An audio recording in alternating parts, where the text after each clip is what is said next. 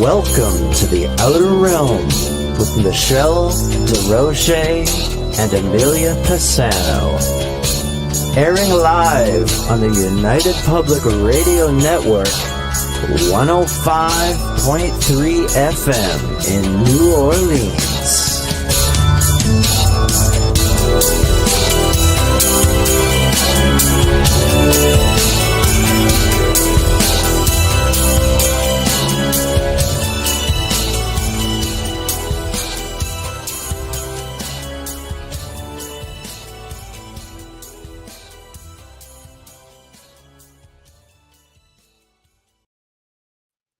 Good evening, everyone. Welcome to the Wednesday night segment of The Outer Realm.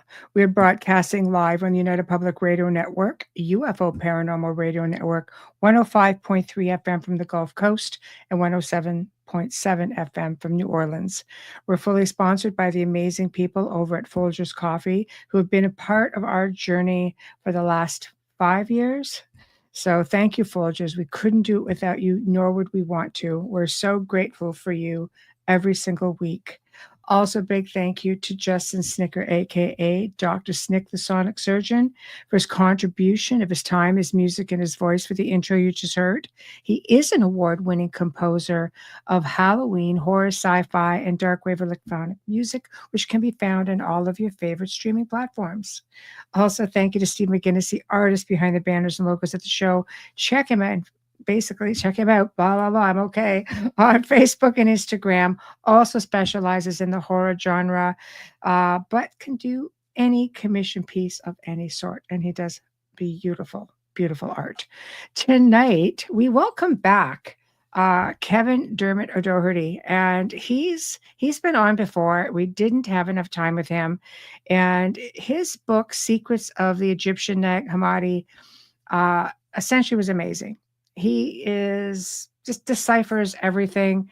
And if you're really into, the Dead Sea Scrolls, things like that, just old texts. I mean, these were hidden for like 1,600 years, I believe, when they were found in 1945. And they're the Gnostic texts. And I never make any bones about it. I am full on, I resonate, shall we say.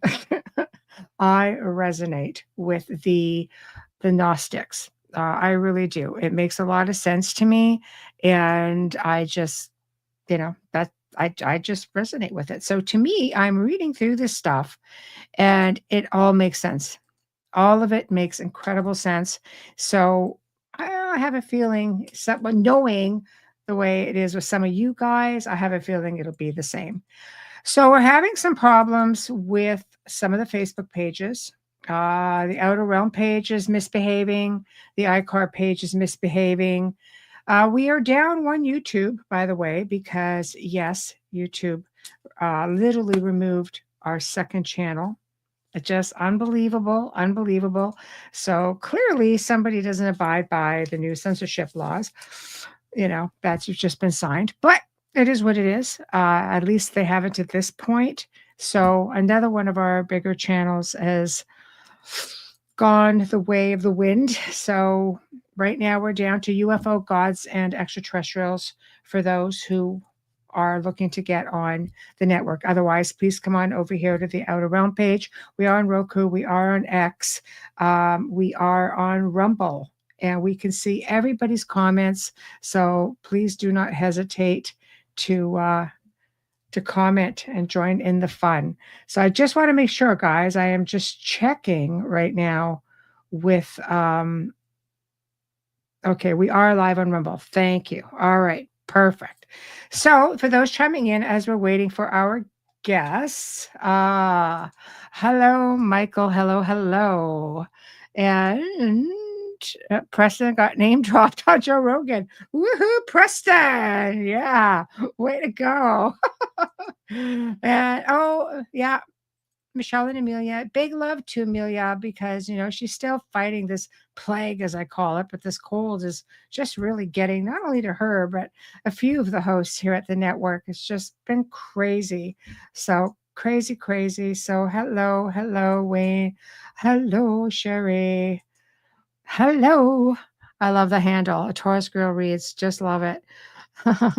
So, okay. Oh, wow. A lot of people chiming in. Thank you, guys. Thank you. Thank you. I know. Isn't it great?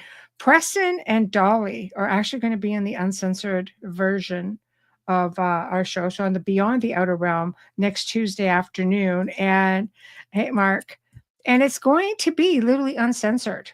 We are going to be looking at false flags and in the UAP UFO world and what are they trying to hide? So they're really going to go through some heavy duty stuff. So I will be posting, across the screen where the archive will be, because apparently we need to be careful with that now. So you guys could just follow along. But for the live show, it'll be on the usual spots, YouTube, of course, and a couple of other platforms that we all go live on, such as X and Rumble. Just leaving it there because they're getting stupid out there. So we're going to leave that alone. Oh, hello, Mish. So, if you guys have not, I'm just gonna get hold on here. I'm going to grab, bear with me, this book cover. I'm gonna get it ready for when Kevin gets here. So bear with me. This book has been out for a little while, and I, skimmed through it again because I read it the first time he was on, probably roughly, 2.5 years ago, maybe 3 years ago. And I'll tell you, my gosh, it's I mean, has anybody even here heard of the Egyptian Nag Hammadi? Just chime in if you have. And yeah, okay, I'm just seeing some writing going on. Anyway, you know how we all think that there's a lot of like overseers going on in the world? Well, the Gnostics believe that there were as well, and they were archons. And we're going to talk a whole lot about that because once he starts to talk about it and once you read it, it is bloody crazy. Bloody crazy. It's like, yes, this is exactly what this all is. This is crazy.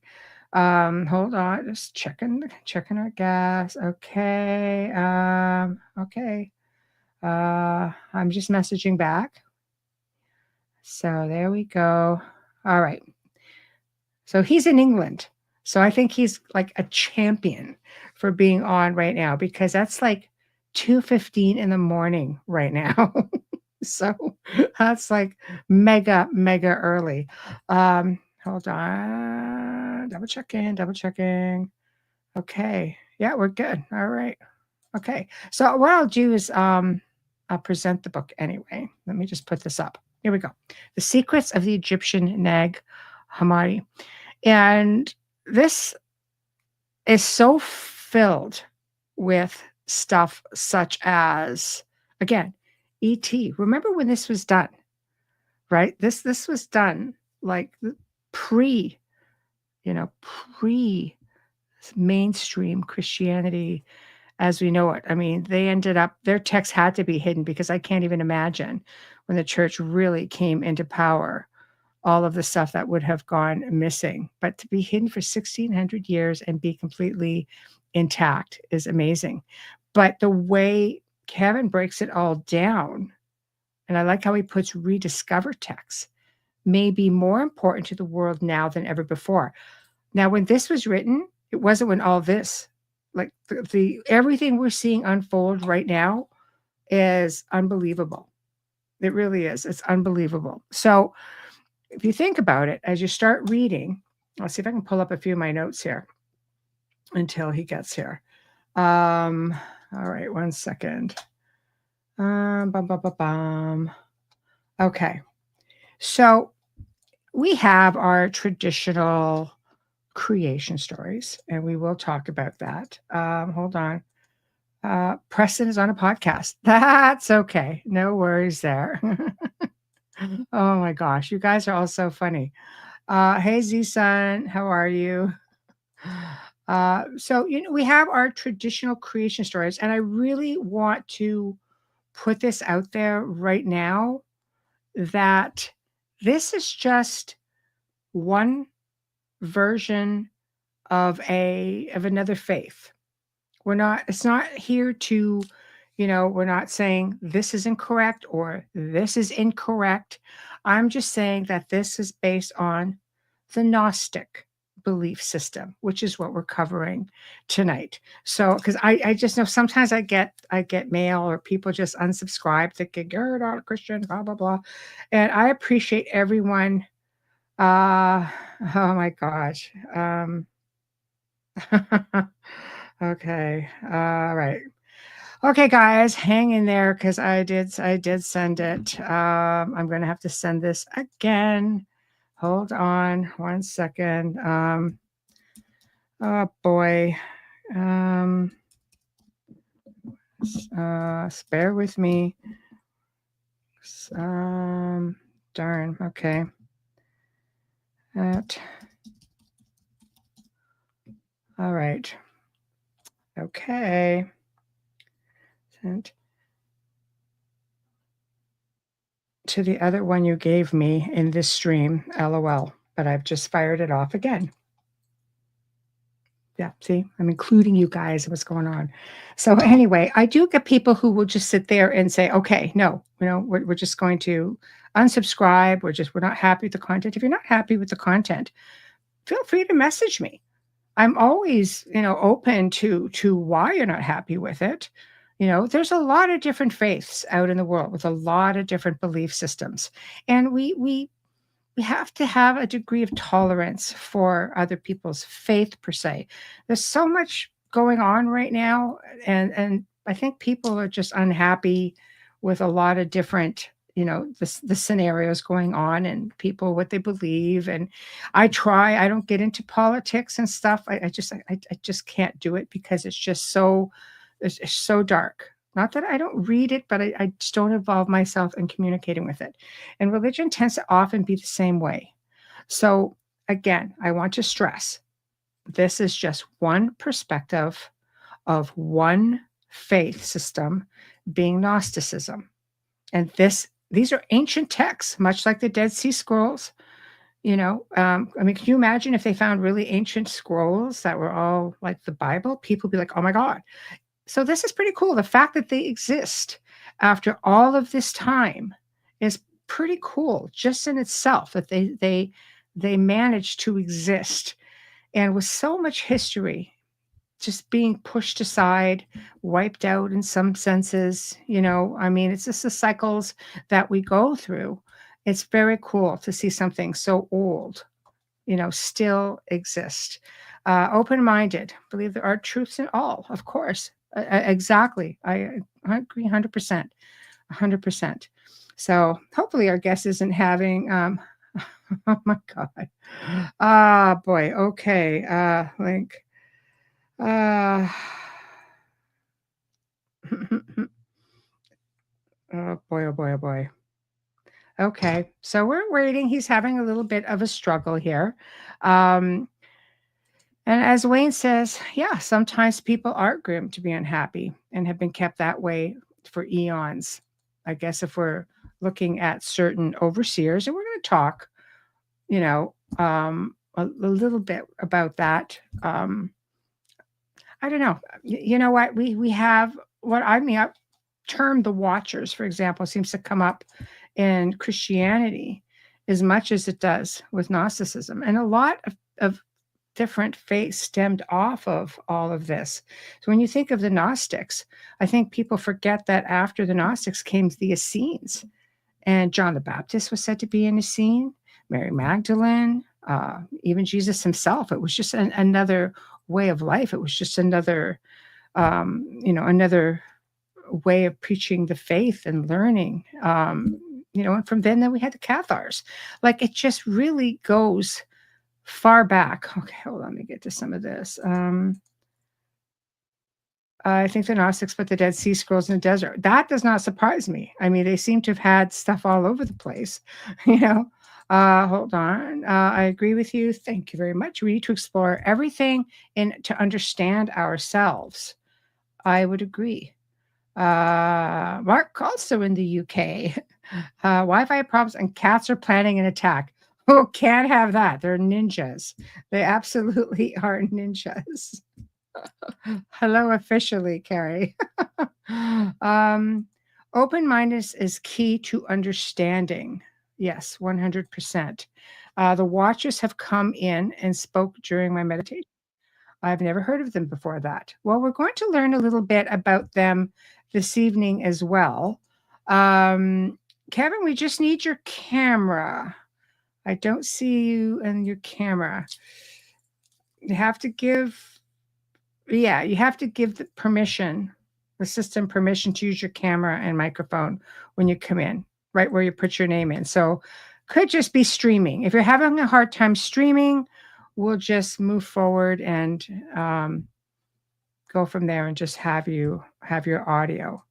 What are we talking about? Just to I said to put some food on. Well, Kevin Dermot O'Doherty is joining us again to talk about his book, The Egyptian Nag Hammadi, a book of great secrets.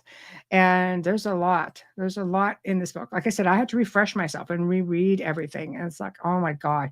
Aside from the fact that, I had researched a couple of times before, it was pretty wild, pretty wild. I have to say, Gnosticism, I've always resonated with it. It always made sense. Um, Here we go. Yeah, it resonates. Dolores Cannon. It's true. She did write about the Watchers. But Kevin, just nod when you're ready and I will bring you on board. So put your seatbelts on. This is going to be a great conversation. Get your questions and comments ready. As always, I go to the pace of our guest, but I will occasionally flash comments up and I will flag the questions to make sure we get to everything. All right, here we go. Hello. Oh, can you hear me? There You are. I hope Oh, can't hear you very well. you can hear me. Yeah, you're cutting in and out. You sound like a little bit like you're underwater. So it could just be the streaming. But welcome to the show. Oh, think you're freezing. It's so hard when you're on the other side of the world just to be able to pop back and forth. Yeah, you're completely freezing. Do you want to jump out and try to come back in? So Yeah, it could be the camera could just be could be giving you a are we streaming. in? No, you are. Maybe try to turn off the camera and see if we could hear you better. Maybe it's just the streaming. Could just be the internet.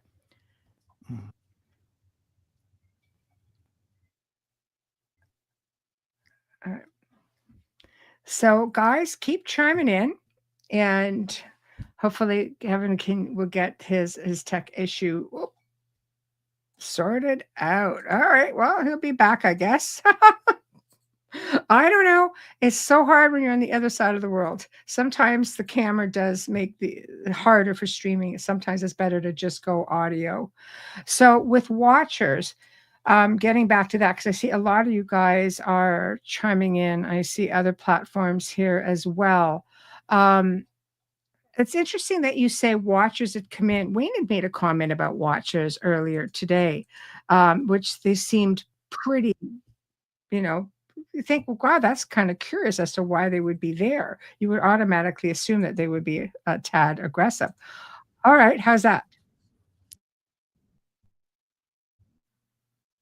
You're freezing.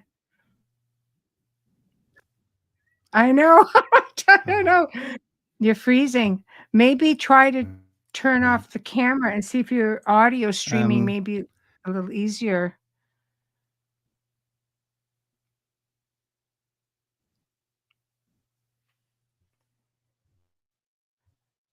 Yeah, maybe just trying without the camera may help. I don't know. Sometimes it all depends on the internet. Cameras and video often make it slows it down. It can be a little bit of a struggle, unfortunately.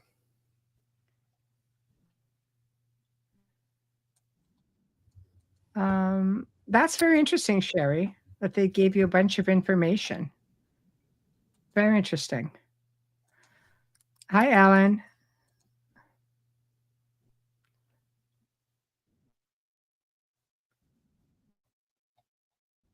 Yeah.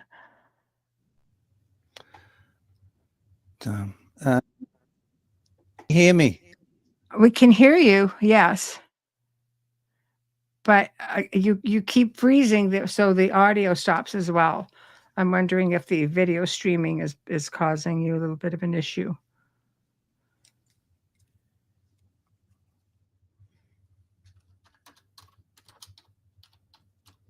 Yep, just a little bit.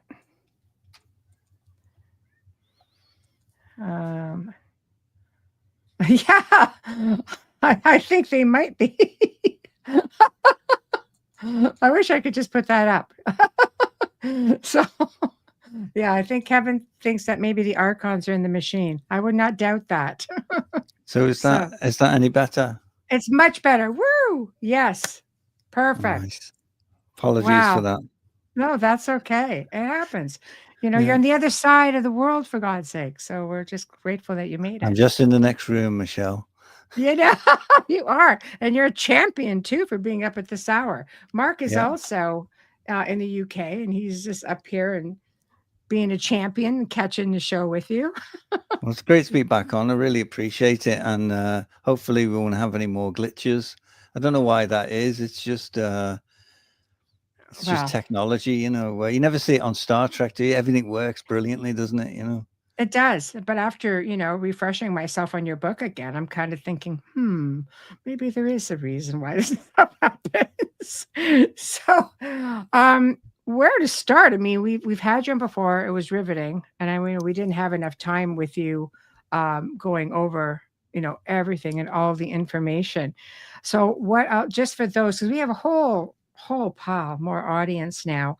And this is going to be very new for some people. The secrets of the Egyptian Nag Hammadi. What brought you on to want to? Yes, and you know what? I'm gonna bring this back on and share it as well. What brought you to this part of your journey to decipher this book? I used to be president of or senior minister or principal medium at Waterloo Spiritualist Church for many years. And then one day I came home from church and we used to have a TV program on in the UK called, I think it was called Everyman. And it was a religious Sunday night program. And they'd found these texts and they began reading them. And then kind of psychically, if you like, they just chimed with me. And I thought, whatever's in those texts, the spirit world was saying to me, you really need to study these and, bring out their truths if you can, within a psychic and spiritual awareness sort of framing. Mm-hmm. Because the problem with scholars is they just do it in a scholarly way. So, and anything to do with psychic science or, mediumship or healing or any of the clairvoyant sides of things, are completely ignored because they don't understand them. They're not mediums or healers. And I've had them say to me, you're just talking rubbish, how do you know all that's in there? And then what I say to cynics is, have you communicated with spirit? Have you been onto the lower nightmare realm? Have you rescued spirits? Have you communicated? Are you a clairvoyant? To which they usually say no. And I say, well, then you're in no position to tell me that, what I'm saying is hooey. And, they have no understanding of that side of things. And we've really got to call this out when we can, because we need to stand our ground and say, look, because you don't have those experiences doesn't mean that it's not real. And the spirit world helped me a lot. They gave me, they open a door to you. And I thought, I began to see it in a different way. It's a bit like looking at a photograph or a picture that you can't make any sense of. And after a while, you slowly start to see those tigers and trees and things, You do. It's a bit like that. You've just got to keep going. And then you just suddenly unlock it, and it all becomes quite clear. So within that framing, I've discovered a lot of errors made by the scholars, that they don't understand things, and there's clear mischief in their translations. What I did, I simply went back to their sources. I looked at the Coptic, because they're written in a mixture of Coptic and ancient Greek, and that's not an easy thing to, because I'm not really It's a not. scholar. No. So I had to do it line by line, word by word, and cross-reference using all the sources they use, which is old dictionaries of the time, and the Coptic dictionary, the ancient Greek dictionary, which you can download these and cross-reference them with a lot of all the etymology and things. And I began to realize that their word choices weren't always the right ones, I don't think. Because once you chime or connect in a spiritual way, in a psychic way with the early Gnostics, you know, there's a revelation in that. And it's not bookish learning. It's not something you get from a seminar group. It's within you. And that's the thing about the text will reveal their secrets to you if you persevere with them. So that's how it came about. I mean, don't get me wrong. I mean, it's been 27 years now I've been studying them.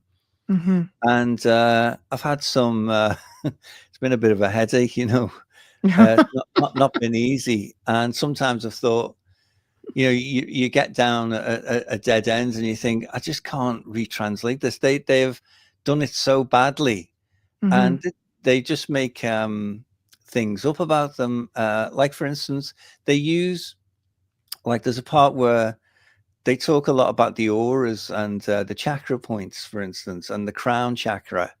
Which is incredible for a faith that old. Yeah, but what they call it, in the scholars have translated that as to the north, and they've took the word north, which means top, up here, and they've called it to the north. So everyone's looking for a geographical place, you know. I thought it's not really there. And then they keep talking about the root. Like, for instance, in the Gospel of Judas, the first question Judas asks Jesus, he says, do the archons, which is the rulers, control the root, my root? And Jesus says they control the root of every human being. But when you look at that root word, which keeps coming up, it's the root chakra, it's the base chakra, which is how they access this world and access us. And just, you know, as a spiritualist medium, one of the things you have to do, and as a healer, a lot of the time, is people will come to you and they say, I feel I'm being intruded upon. I feel as if when I'm in the bed, someone's, you know, getting a bit personal with me. And so what is it that they enter through the root chakra, which is which is in religion's taboo area.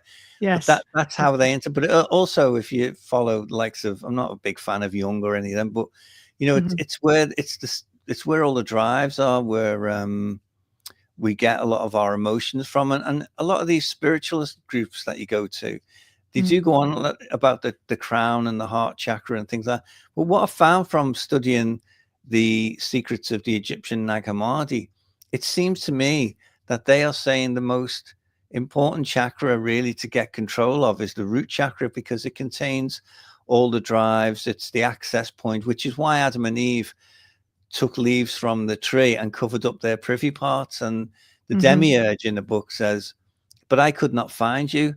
And if you look at the word find, they've used find, which, so say I find, say this is a fabulous wallet of money, for instance, and I find it, then it's mine. I can do what I want with it.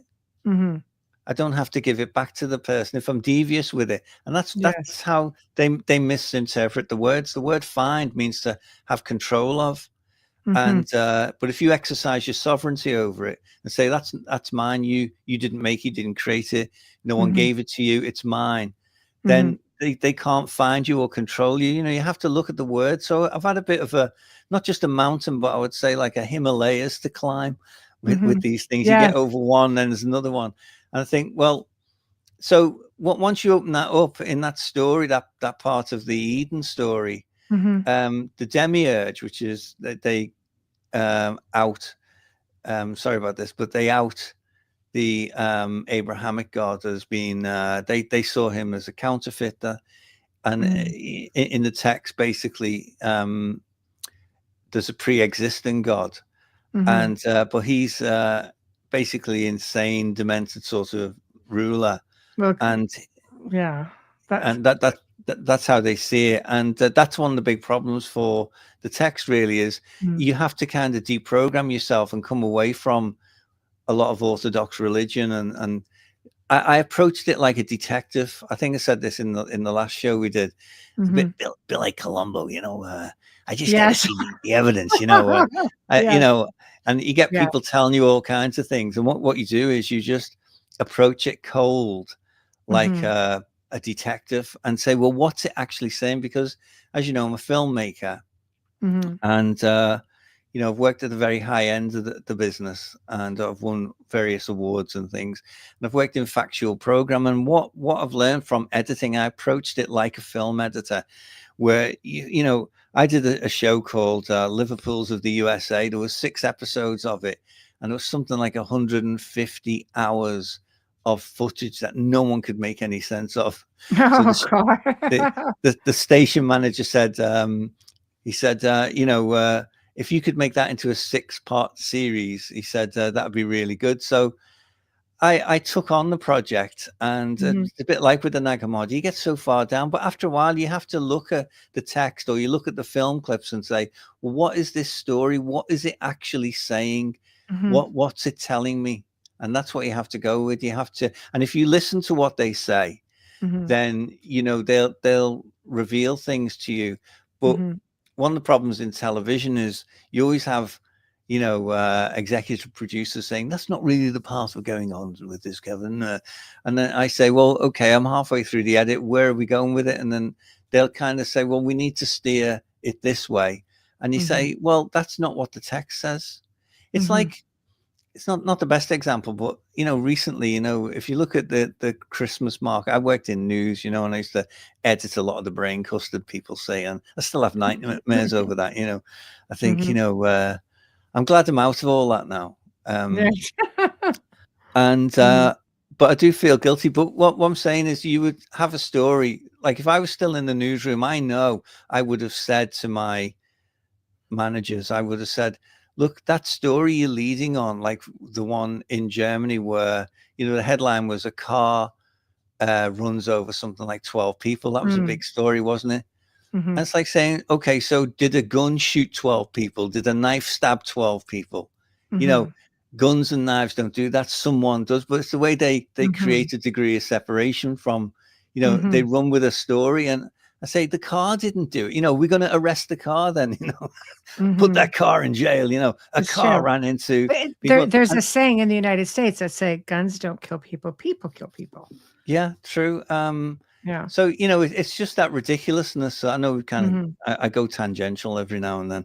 But really that's where, so as a truth seeker, I think, well, what is the truth? And the truth is that someone ran people over and killed them. Yes. And it wasn't a Tesla car with a mind of its own. I must kill humans or something. Yeah. Not yet, anyway. We've got to stay on. So that was the problem, was really staying focused all the time on what was actually being said. So, well, and it's very, very different when you're looking at the story of creation per se. It really is different than anything else out there. And people say, well, how did they know that? But what the Nag Hammadi text says, how come you don't?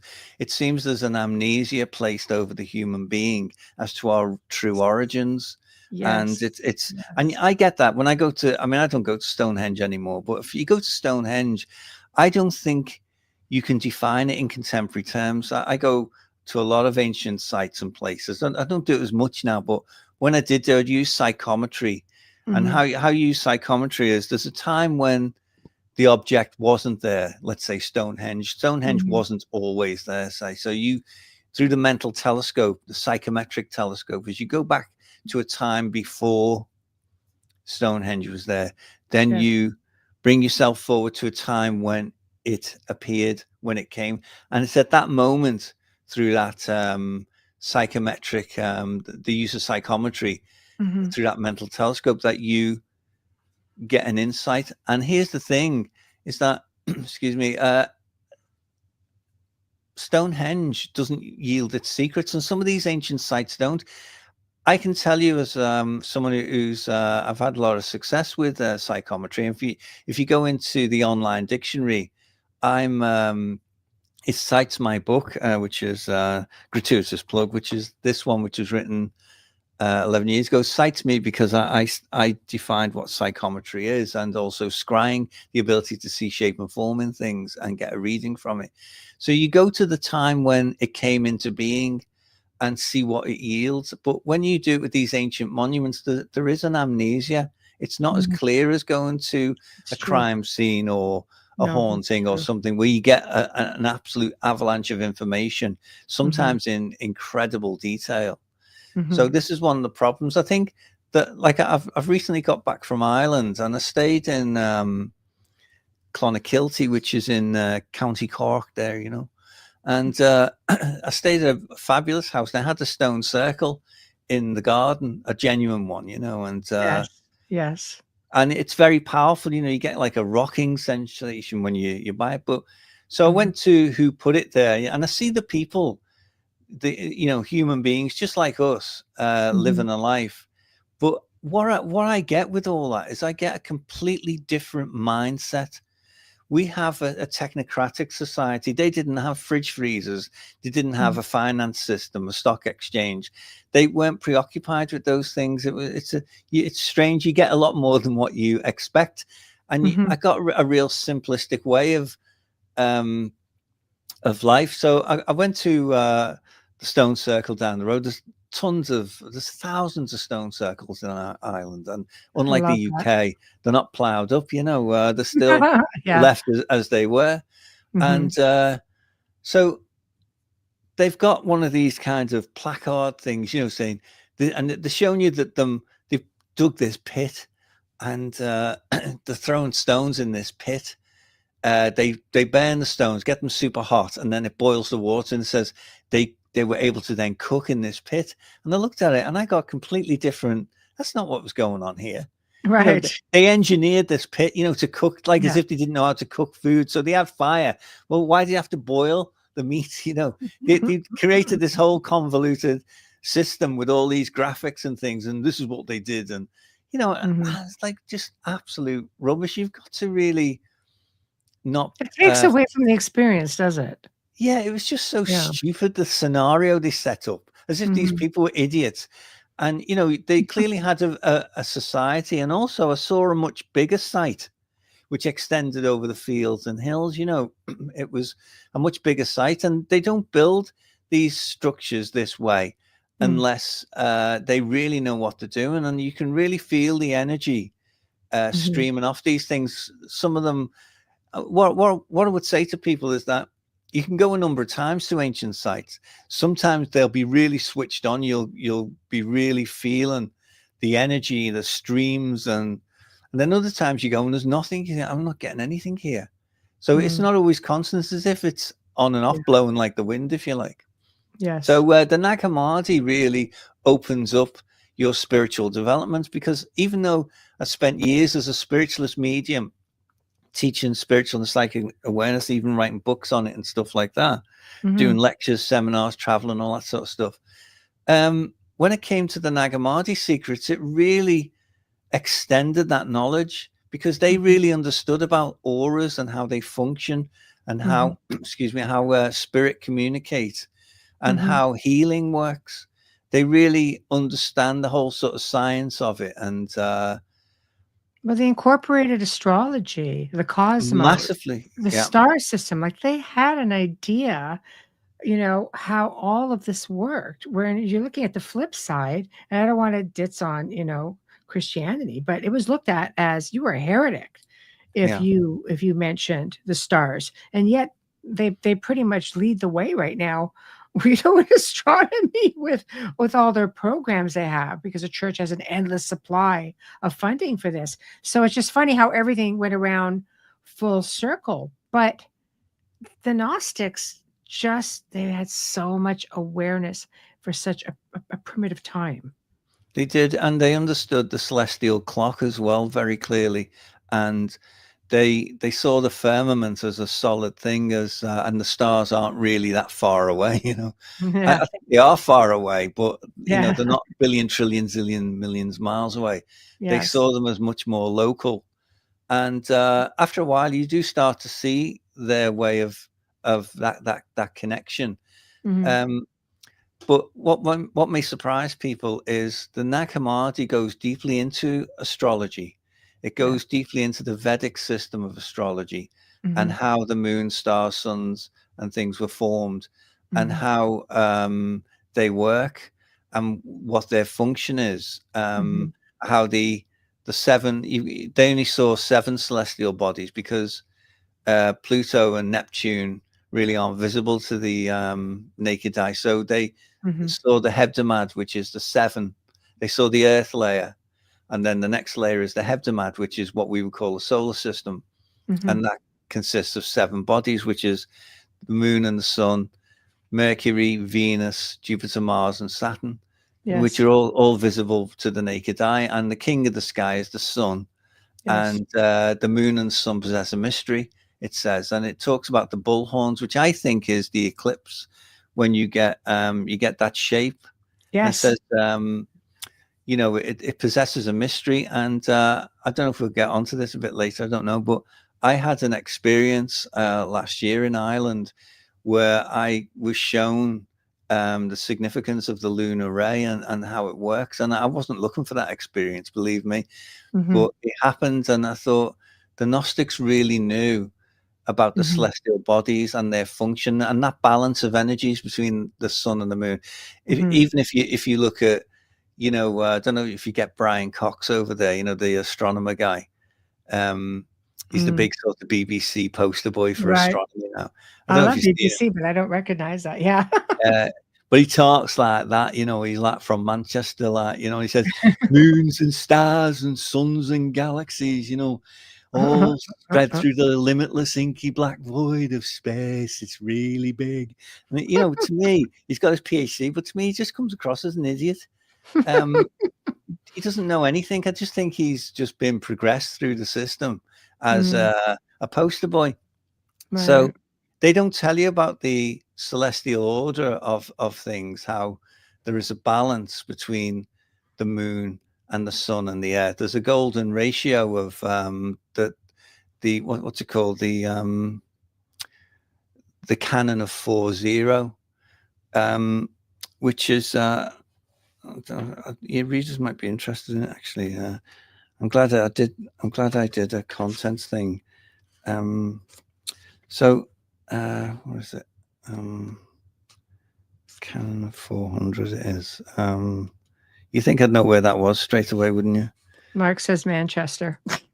Oh yeah, here it is. Yeah, Manchester. That's right. From Manchester, page Yeah. 98. So what the Gnostics say is, let's see, Canon 400.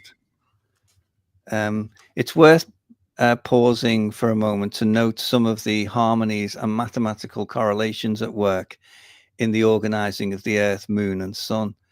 Earth's meridian circumference in kilometers is 40,000. Earth turns 400 times faster than the moon. The moon's diameter is 400 times smaller than the sun.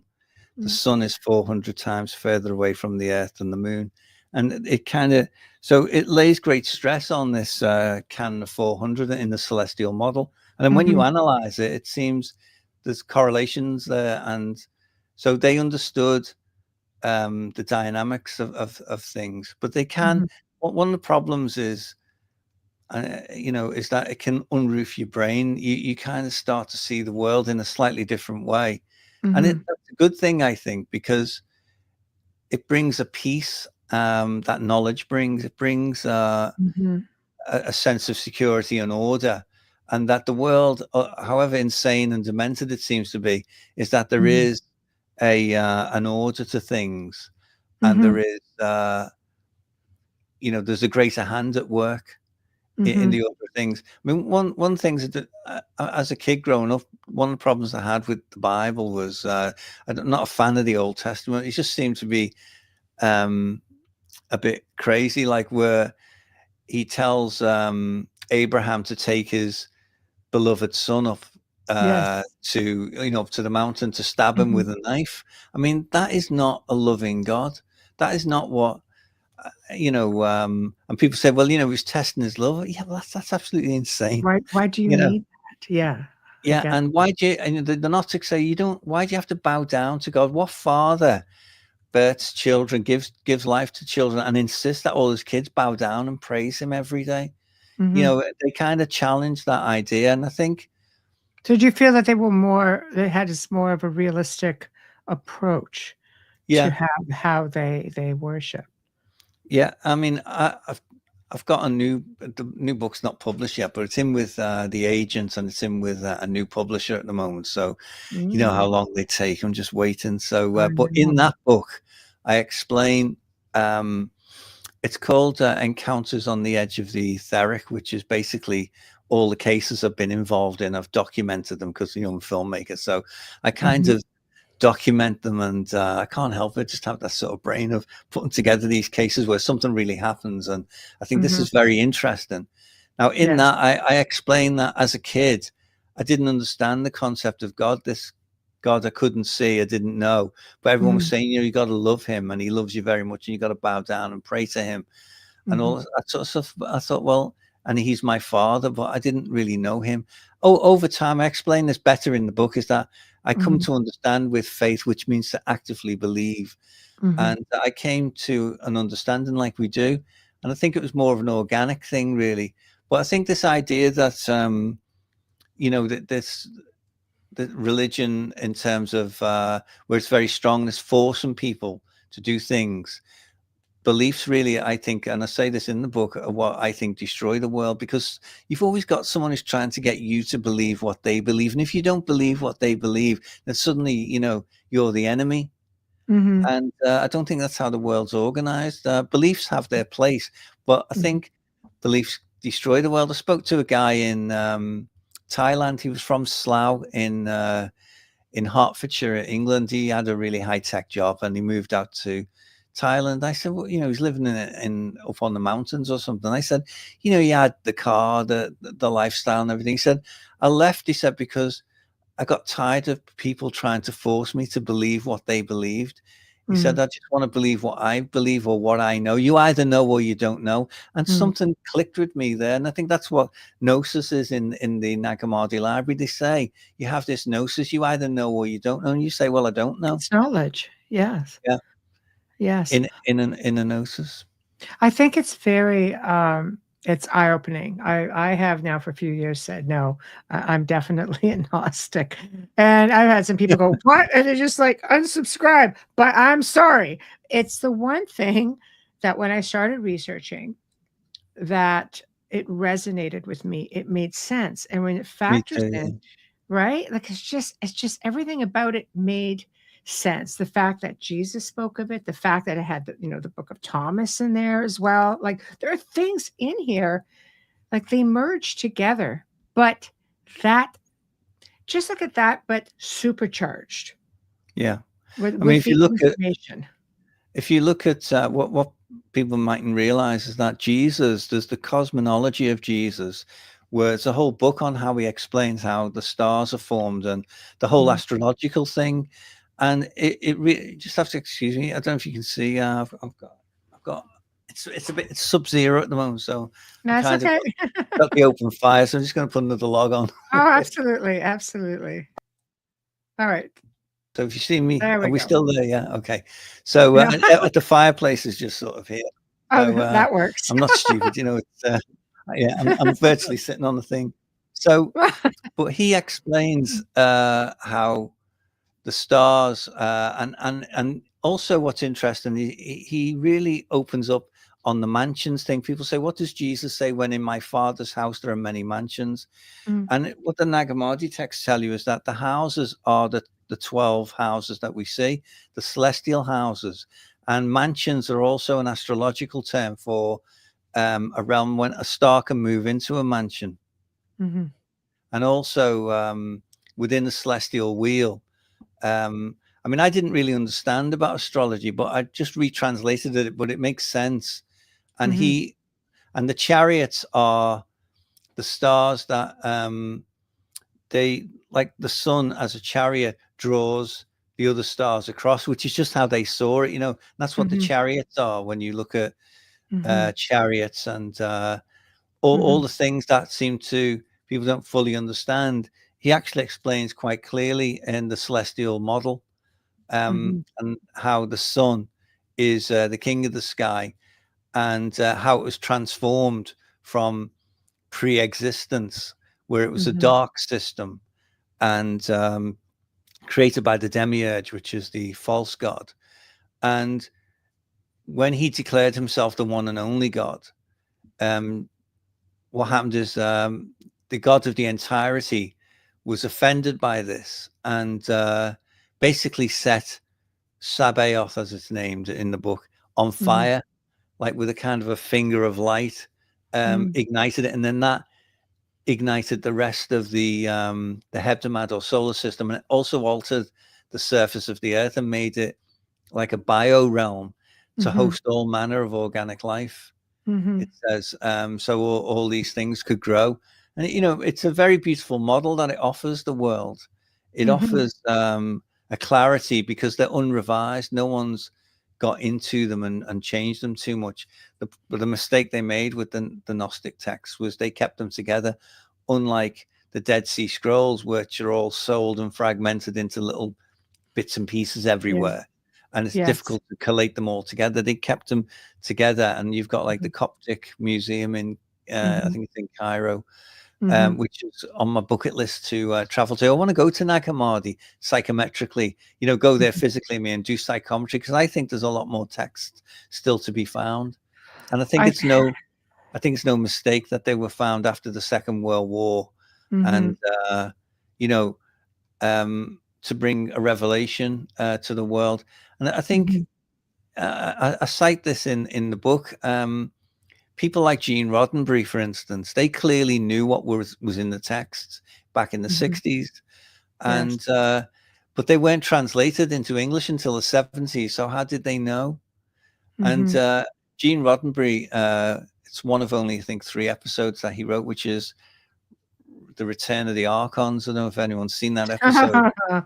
Yeah, archons. We have to definitely Yeah, get into but archons. that he clearly understood what that whole model within that episode. I've got an article on Substack about it. Some people say I go too far, but that's the story of my life, really. I know, but it is what it is, right, Kevin? He clearly knew. So you could tell from that episode, if you read it as a filmmaker and how he put the script together, and the model of the society with order, and there's an insane demented entity that controls the people, and Kirk, of course, you know, pulls down the veil and to reveal that's just a machine, which basically is like the Wizard of Oz. Yeah, which is basically what the text say, is that Yaldabaoth has no creativity within him. He's basically a demonic sort of entity who controls things, and has sort of made an insane system, of a predatory system that we have, because that's how they are. And I know that it all sounds a bit heavy, but you do have to, they're either for you or they're not for you, but I think everyone can learn something from them. Well, I mean, the fact that they're telling you you're on a prison planet, essentially, is pretty eye-opening. I mean, it lends credence to the Matrix or the Truman Show, right? That there's something else going on, and we're kept focusing and distracted, and all of this, a lot of this negative stuff that goes on. Like, they just don't want us tapping into our inner selves or tapping in to gnosis and knowledge, because that's the way out. Yeah. I mean, once you wake up, I'm sure many of the audience who have had psychic and spiritual experiences. Oh, we've got a great bunch. Yes. I think what happens is you may notice that immediately following that is you suddenly feel like you're being attacked by something dark.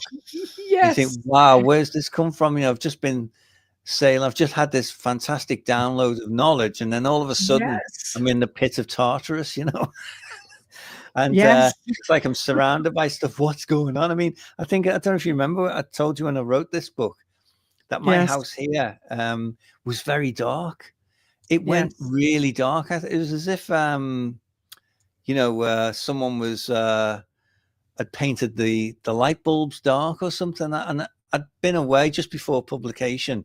I went to my niece's house for Christmas and spent a few days there, and drank all the booze and stuff, and Yeah. and then I came home, and I came to the house here, and I looked and I thought, wow, it's really dark. And then I realized, like that clicked. I thought, Yes. there's a dark energy doesn't want me publishing this book. Well, I have to tell you, to reiterate your feeling on that, in the paranormal field, when a dark presence comes in and attaches itself to a space or a person, once they have removed that energy or that entity, they always say everything just seemed so much brighter. We Yeah. never realized how dark it really was until it was removed. So that completely jives with what you're describing. Well, I had, so I noticed, I thought, wow, it was so sneaky and so creeping over a long period of time. I'd failed to notice it.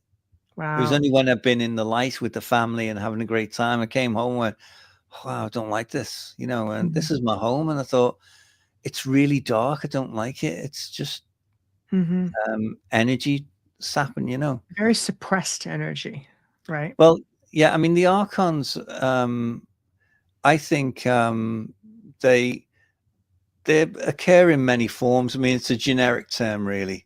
A lot of it's sort of misunderstood, but they can be like the negative sort of fairy folk. They can be, they can appear as what we call ETs, and they can also appear as bad spirits and do things in the house. They can make things move, and they can bring misery to you because they hate the human being waking up.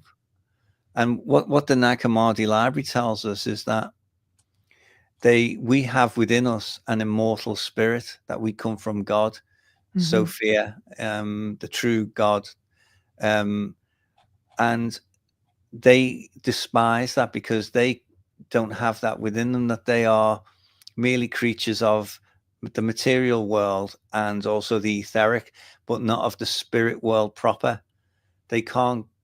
We will live forever as immortal spirits, whereas they will only last as long as the etheric world lasts. And I'm sure you know that ether can be altered and destroyed. It can be changed, and it's not as stable as the spirit is stable. Matter is like, so it's an in-between substance, and the world of matter is very unstable. Things decay and fall apart. We get old, we get sick, and our buildings fall down and stuff like that. Nothing's permanent. And that's what the Gnostic texts tell you to focus on, is that really you're living in they call it the world that dies. But in a way, it is a world of death, because everyone and everything dies, doesn't it really? Civilizations, anything you create is not going to last forever. But it says it does in the spirit world. But the archons hate that, about that we will go back to that realm. And that's what scares them when you... So they hinder us from doing that. Everything they do here is to keep us from doing that, right? Yeah, and also they control the lower nightmare realm, what we might call hell in a simple term.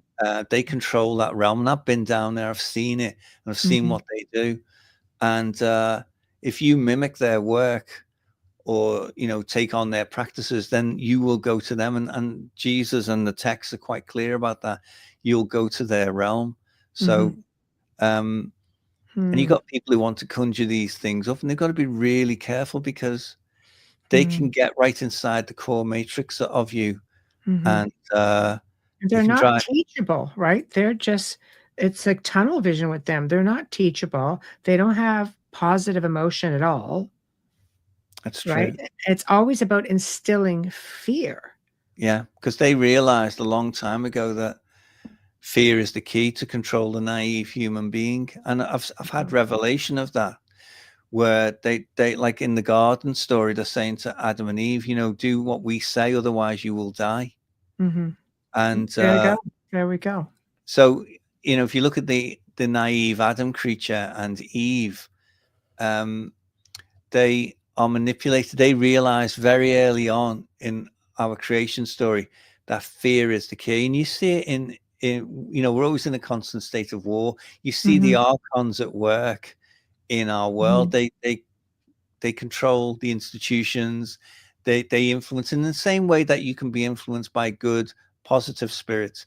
So you can be by negative spirits as well. And I don't know if this is relevant, but my father passed last year, and my father was he had I went to stay. I was working in London, and which is where he was living.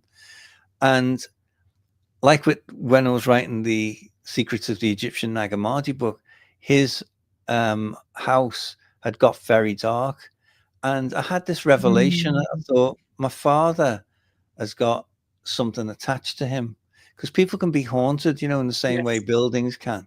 I've done 20 years removing attachments. I completely understand. Yeah, and I was just sitting there, and I thought, this is my father. And my father, I thought, my dad can't pass. I knew he didn't have long. I looked after my dad a lot. And, excuse me, and I thought, my dad can't pass into the spirit world this angry and this, you know, he's Irish, my father, like, and he's like, you know, he's like, full of ranks, like, like, you know, and the language coming out, you know, and I thought, I said to my dad, I said, you can't pass over. I said, you are not at peace with yourself. My mum had just passed before him. I said, my mum was full of peace and love and happy to go.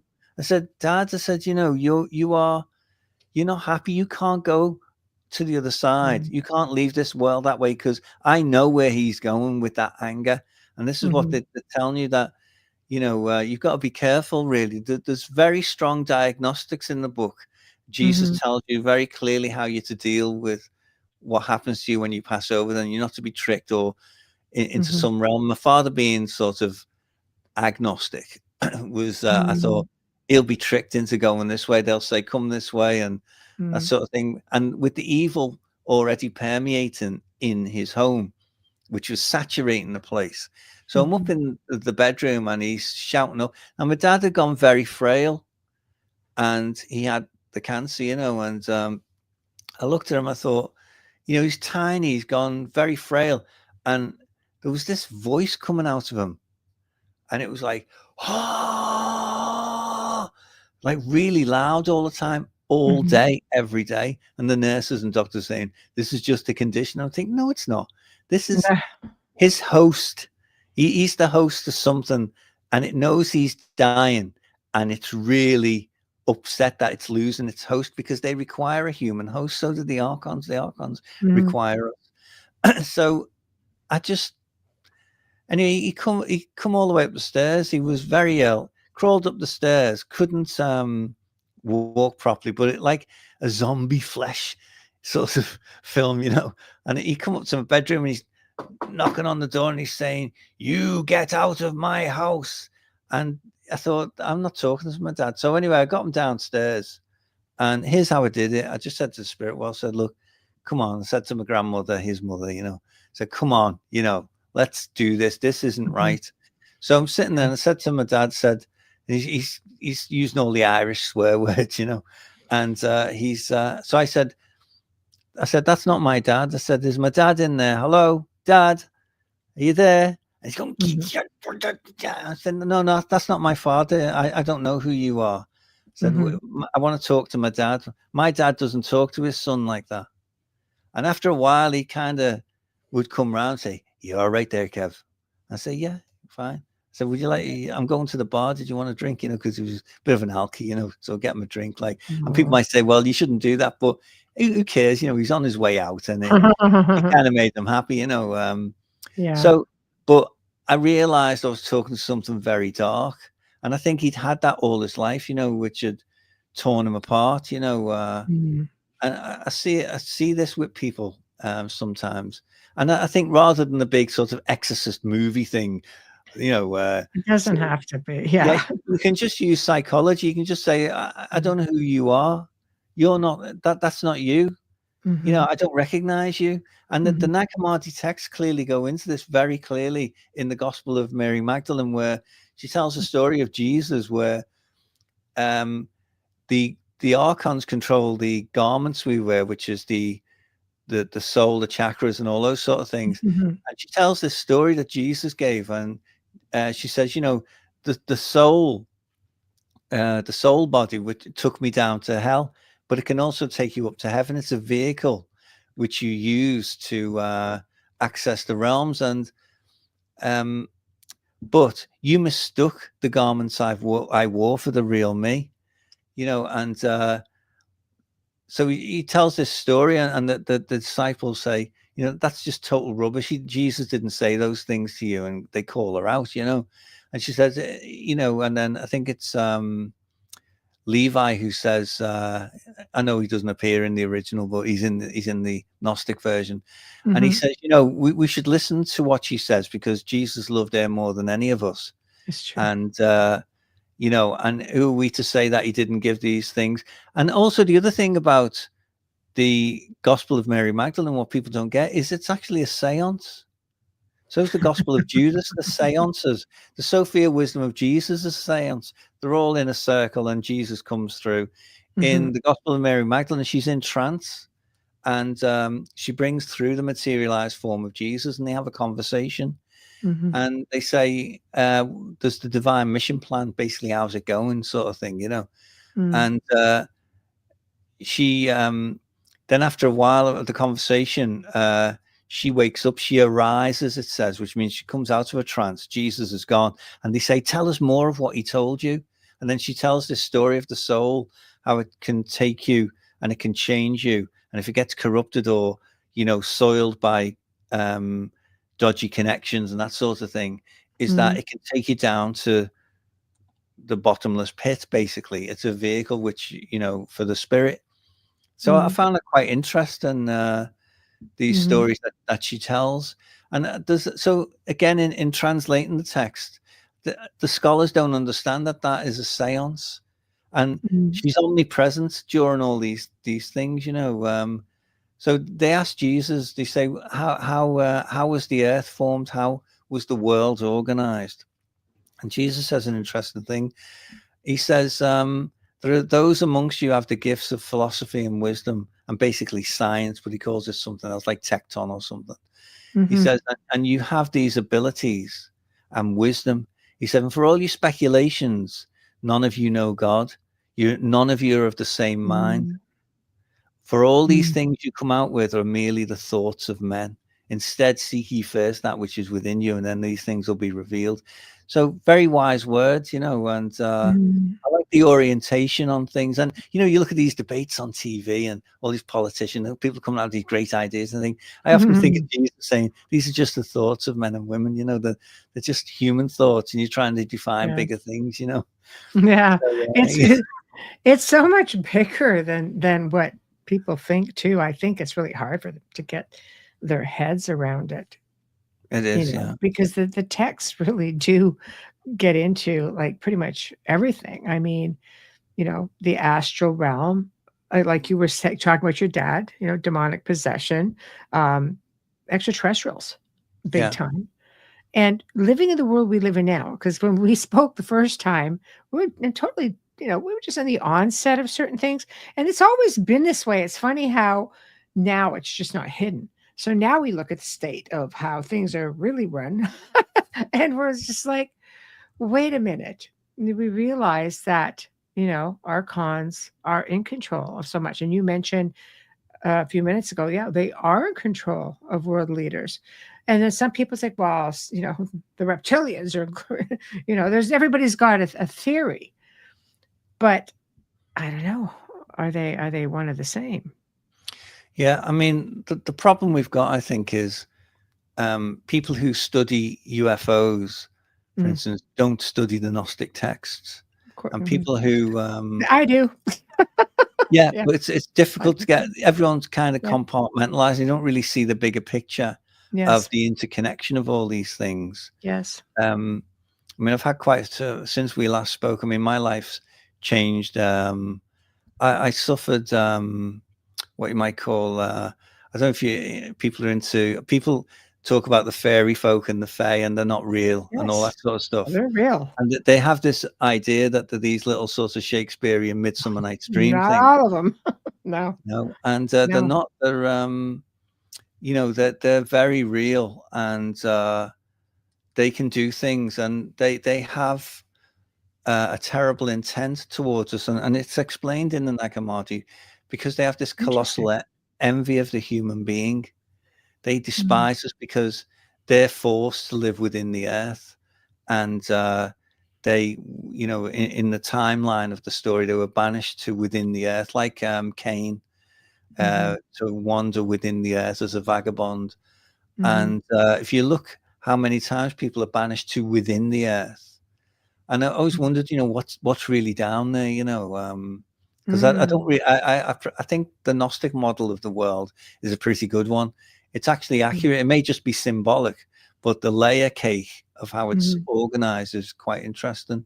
And there are these, and it's coming to light now. There is some crossover between the fairy folk story and what we call ETs. And I think the ETs really are more local than we think. I think they just live within the earth. What tells you in the Nag Hammadi is that that's where they live. And if you look at Jacques Vallée's stuff, where he talks about the masters of deception, and he says, they travel in these little kind of flying saucer shaped things, and hardly equipped for intergalactic travel. I mean, basically what he's saying is, where are the toilets and the kitchens?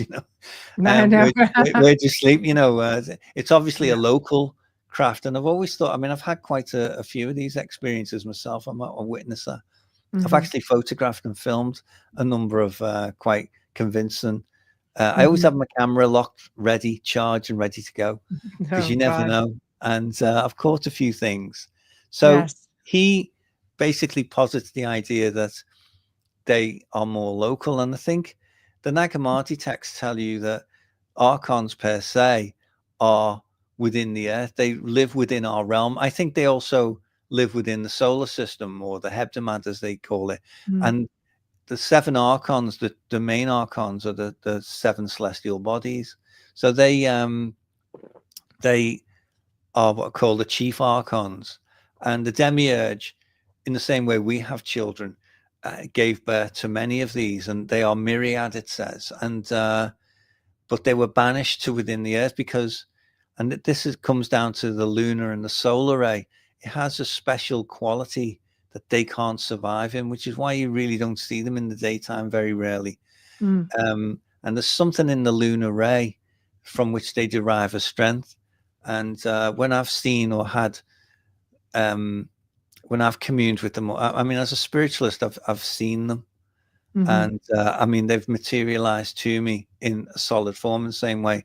If someone was right here in the room, and I've observed them quite closely, and they can be afraid of you. They're afraid of me because I walk with the spirit, and they are very scared of God and anything to do with Christianity, that sort of thing, or holy water. Those things really upset them. That they are scared. They live in fear of us waking up, and they have this terrible intent. So I don't know if you wanted me to talk about my encounter with Absolutely. All right. It's your show. It's a bit scary anyway, but I had what's called a fairy stroke, which I don't know if you've heard of that. When you meet them, you end up you're struck down, and I had 2 brain hemorrhages since we last spoke, and I've recovered. But what happened was, I was staying at my grandmother's cottage on Valentia Island. My dad's from an island off the southwest coast of Ireland in the Atlantic. And I went because he passed away last year, I went, and I go quite regular anyway. And I stayed at my grandmother's cottage, which is about 200 or something years old. As soon as I got there, there's something in Ireland. Ireland doesn't like me. And I Oh think it's no. the fairy folk. I think Could be. the fairy folk, they know when I dock at either Wexford or Dublin or Rosslare, wherever, they're it's like, he's here, oh my God, you know, and they're in this total panic, and I just get attacked. And I got attacked on the road to Clonakilty.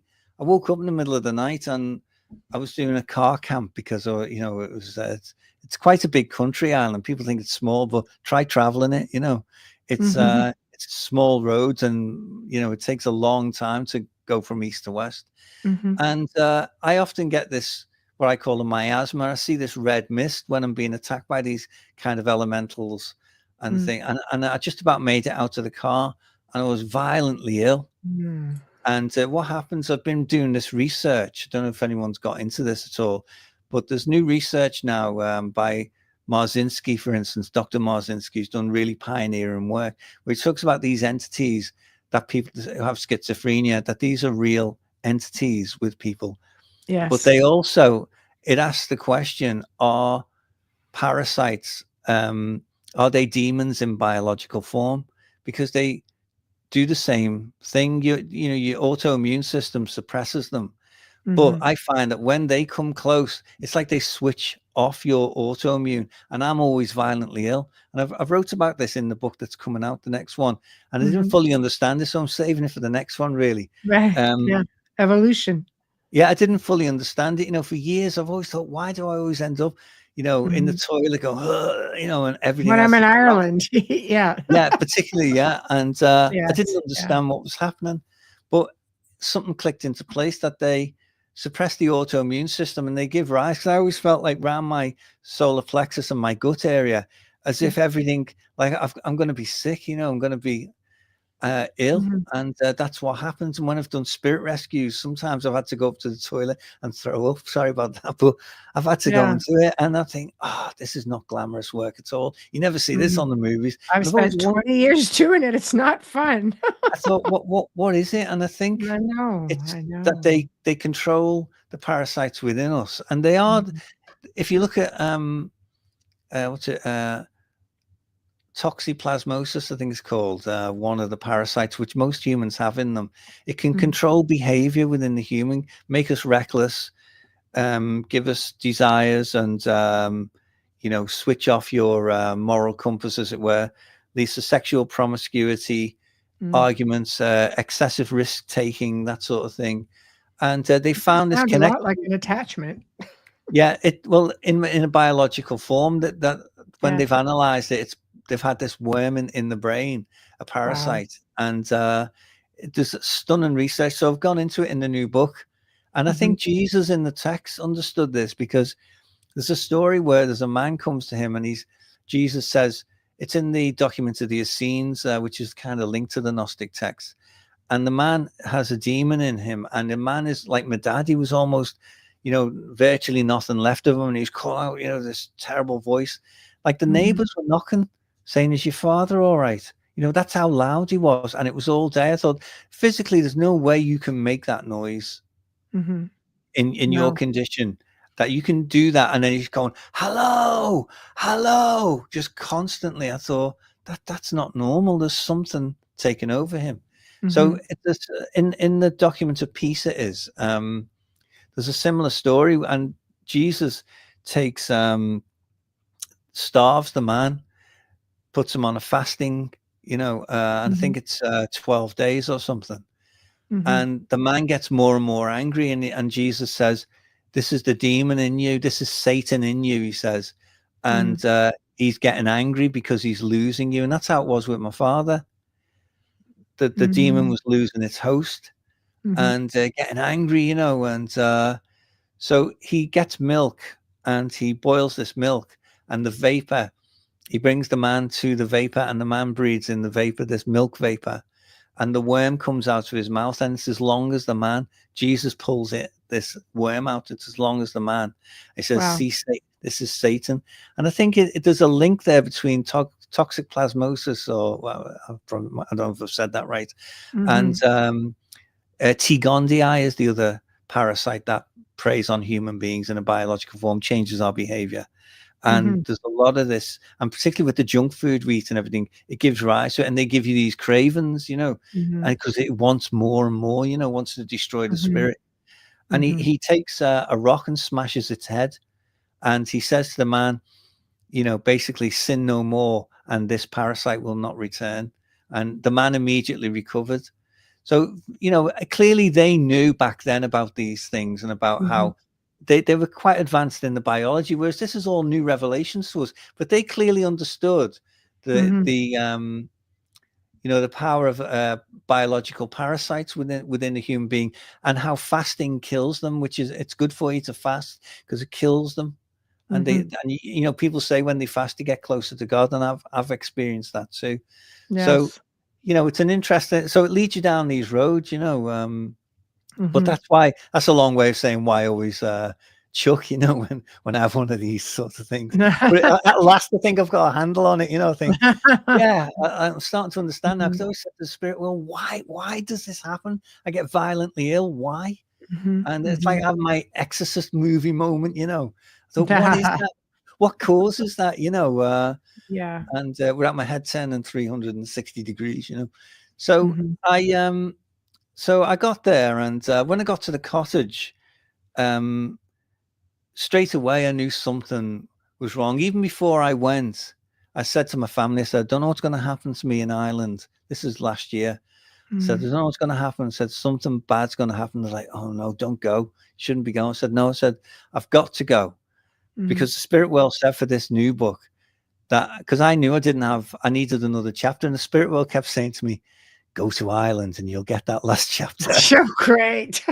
So I arrived there, Oh, boy. and so I got there. Now, County Kerry is it's basically Transylvania is what it is. It's where the shapeshifters originated, and Sheridan-based Carmilla the Vampire Lovers, basically on the shapeshifting demonic entities that inhabit the MacGillycuddy's Reeks, which are very haunting to go to, by the way. They're very, very dark, very Transylvania. He wrote his book 40 years before Bram Stoker, another Irish author. Before Bram Stoker wrote Dracula. This was written 40 years before, and it's right from where my dad's from, so I kind of got that connection, It's like, how long has Dad been like that? Yeah, well, my grandmother was a medium, you see, so on the island, and it was very much frowned upon, and she was very good at what she did. And so I get there, and the door starts opening on the front door. So I'm playing my guitar, and I'm talking to the spirit, saying, come on, Seamus, come in, pull up a chair and gather around this roaring candle, and I'm just making light. But at the same time, Michelle, I was thinking, I don't know who this is. This is not Seamus. This isn't someone who lived in the house. Thought, no, this is them, or I call them. And I thought, this is interesting. I thought, so I began, and then there was crucifixes everywhere.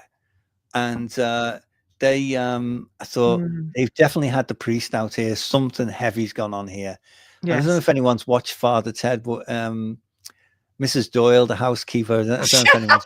Don't get me started on. Yeah, well, my housekeeper was just like her. She's like, and she, it was getting late, and she's like, you could see she wanted to be the hell out of there.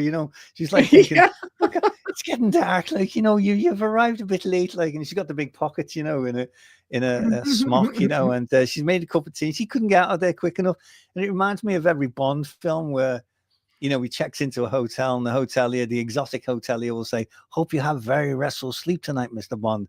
And that's the last thing that's going to happen. So I'm thinking, so I'm in a John Carpenter movie here. So I thought, what's happening? So anyway, I began to realize that there was something heavier there. So I looked out the garret window. You have a staircase in the living room. You go up, and there's a garret room at the top. Beautiful cottage, and it overlooks the Caher Savine there, the whole sort of Atlantic Ocean thing with the mountains and that going on. And I saw a light on the road, and I thought, that looks like my car light. I must have left the interior light on. Anyway, this kept happening. No matter how much I locked the car up, the interior light was on all the time. And it wasn't a fault with the car, because I had the car a while.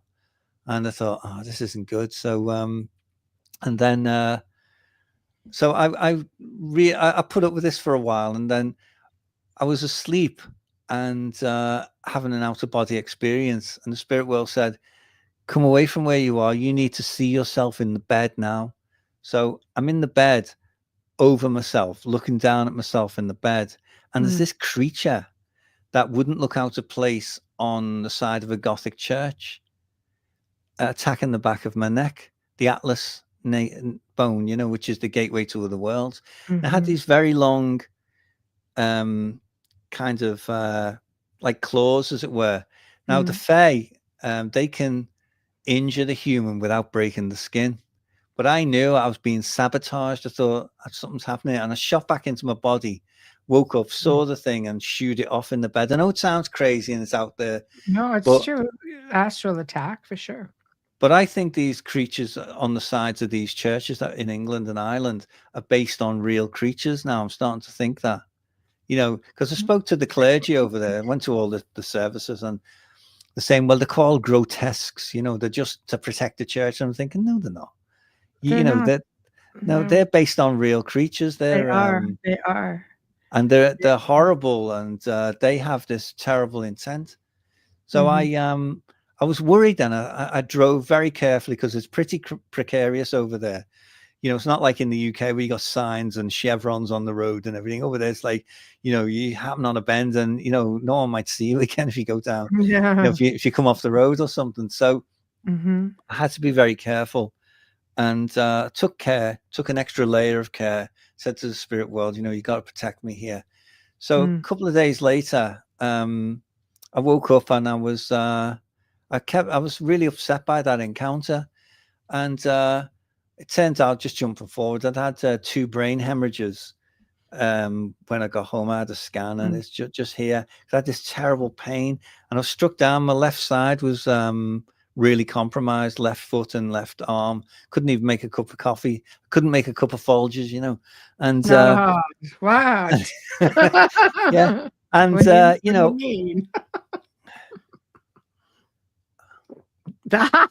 woohoo, Kevin.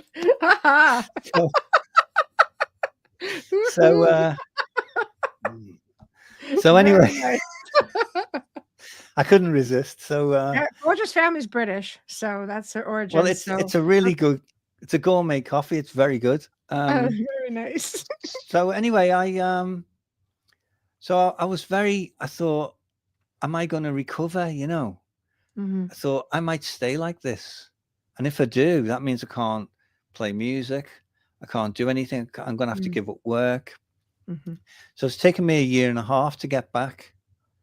And it's called a fairy stroke, I think. There are lots of encounters. When you meet them, you have people, or sometimes people go the other way. They become like geniuses in something, you know.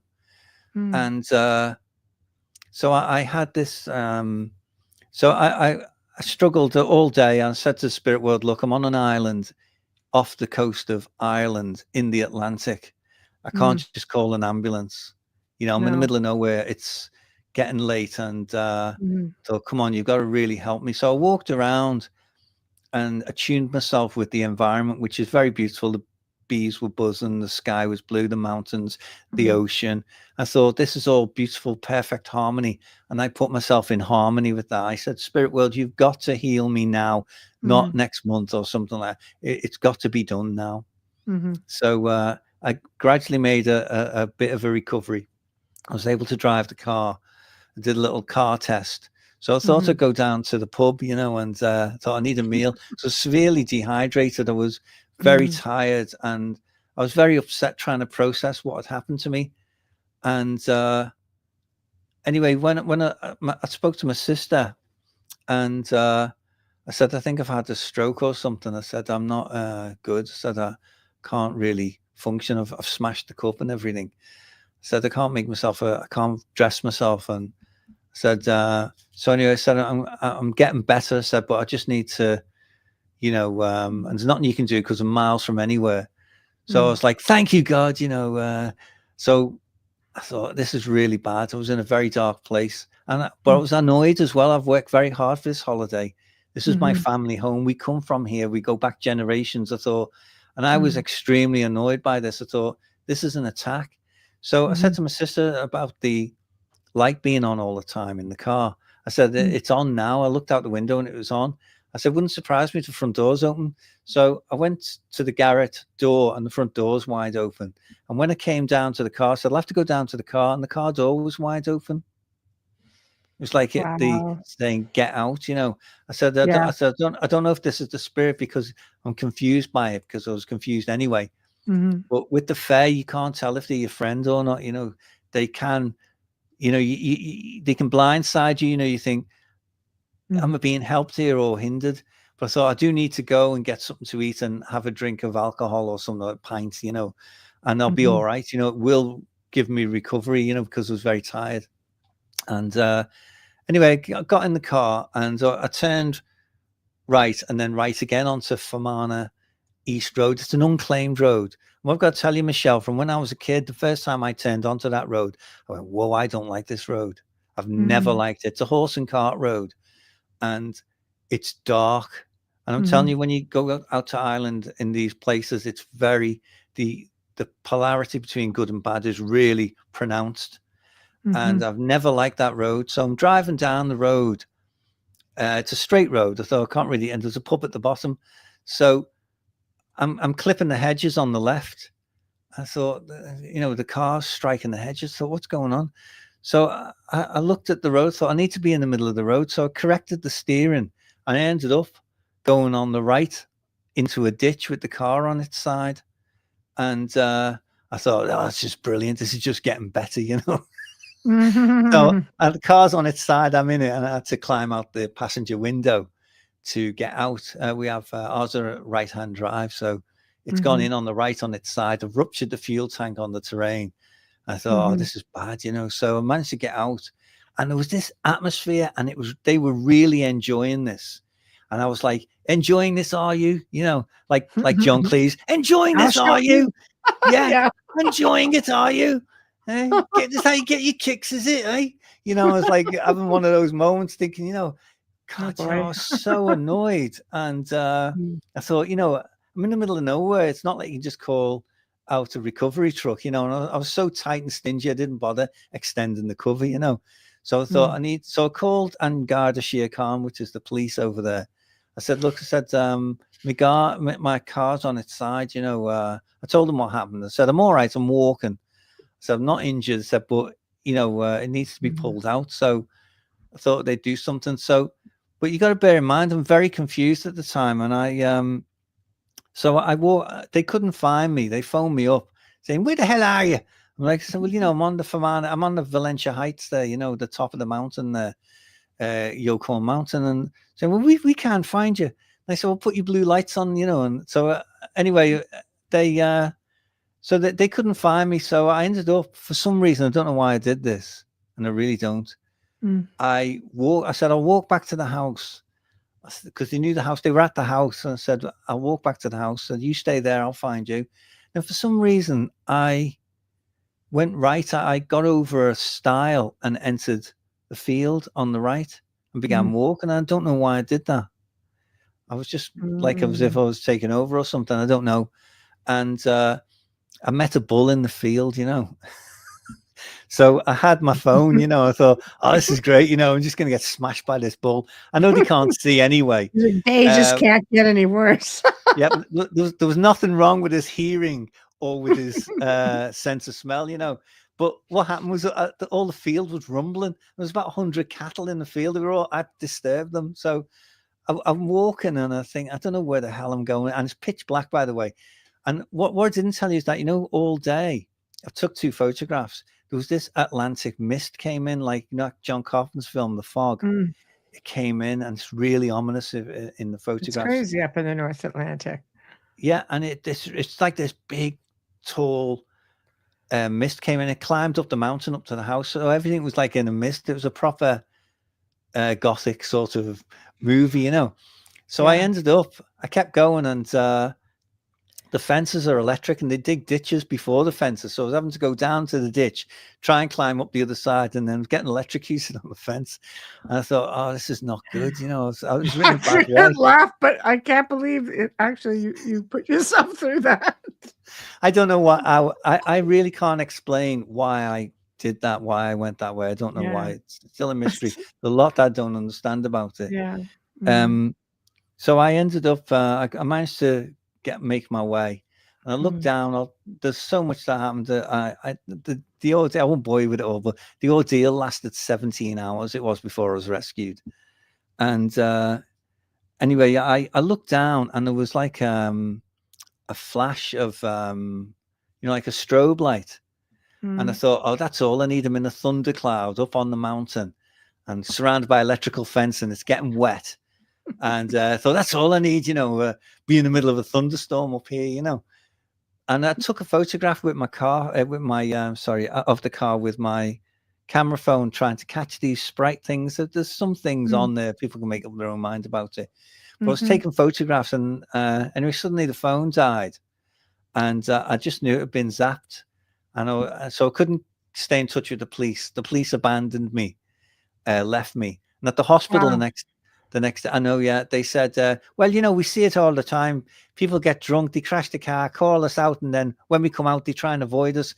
I said, I'd had a stroke. I said, it wasn't well. And the Islanders, the Valentia Islanders, they were absolutely apoplectic, saying, the man called it in, he's, the man is clearly not well, and because it was bad. And anyway, they apologized anyway. So it was what it was. I just thought in the UK, I'd been rescued there. They won't leave you. Even if you say you're okay, they have to make sure that you're okay welfare-wise. So anyway, I thought, well, you're on your own here, Kev. So there's this flash, and I looked up, and there's these two golden orbs flying in an analemma shape over me against the moon. So I had my John Cleese thing going, enjoying this, are you? I was giving it all that, thinking that's all I need now.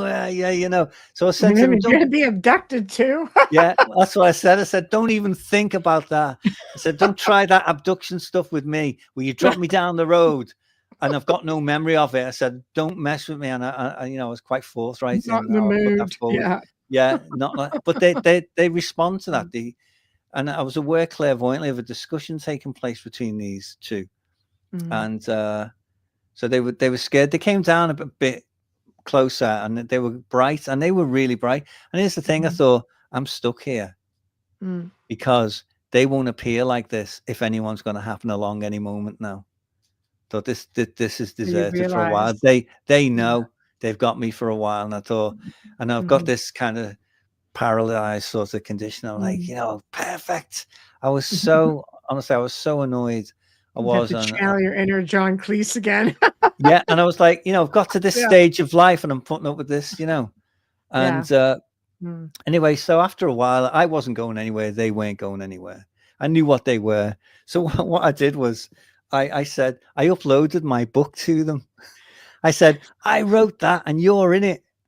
I said, I said, and I thought if the Testament of Aurea, which was Adam and Eve's daughter in the text, if her testament where she's attacked by the archons, she gives a diagnostic on how to deal with them. So I thought I need to do that. So I explained to them, I said, look, you come from the pre-existing God. Said you made from an abomination. I said I come from the spirit world. I'm made, I come from God, and so that you're known throughout time and human history as masters of deception. So after a while, I said, so I got around. I'm sitting there on this moss. It's heath land, and it's bad. It's full of it's bog and marsh, and it's really treacherous. And it's misty, and the moon's up there and everything. And so I said to them, okay, what do you want? Why are you here? So, and they said an interesting thing. I said, what is it you want from me? And it took a while. They come through and they said, redemption. That's what they said. Redemption. We want redemption. And I I said, for what? From you, yeah. I said, for what? They said, for all we've done to you and humanity in general, you know. And he said, basically, the spirit listened to you. And I think they were asking me to pray for them. And I said, look, I said, I'm not going to agree to anything with you because you're masters of deception. I said, I don't trust you. I said, if you're sincere, you'll show me the way out here. So one of them moved off at like an angle of like, say, 2 o'clock. Second one followed it. And then it traveled along the same sort of line of travel. And the second one followed it again.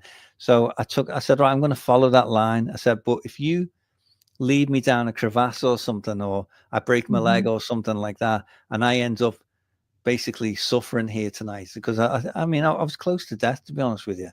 And I said, if I end up dying here, I said, you'll be pushed down into the pit of Tartarus even further, because you will have deceived me and led me to my death. And they have this connection, you know. And so I moved off. And here's the thing, they did take me onto the most treacherous part of the island. Now I've looked back at it. I've been back. I only got back a couple of weeks ago. I went back out again. And they took me onto this really treacherous part. And if you're going to kill someone, that's where you're going to do it. You know, you just can't get out of there. It's very, very difficult. The hedge is ancient. You can't, it's like the kind of hedge you get on racing tracks, you know. You can't, it's very difficult to climb over. And then you've got fencing along the side of it, which is electrified, and you've got to get over that as well. And it doesn't give you a shock until you put your pressure on it. So that, you know, you might touch it and it's not live, but the minute you put your weight on it, bang, you get a zap, and it can throw you, you know. It's not comfortable. I defy anyone to do. I don't know how many shocks I got. So I entered, and my clothes were torn to shreds. My trousers are hanging off me. I'm absolutely ripped to shreds. And so anyway, I kept, yeah, but it gets worse, right? Because what happened was I'm standing there. I come across this, like, they dig turf over there, and you've got like this big depression in the land, and they've led me onto this depression, and I thought, I've got to go down there to get up onto the other side. And there was a kind of a hedge, so I thought, I got no balance, but there's reed grass which told me it was waterlogged. I thought that's full of water.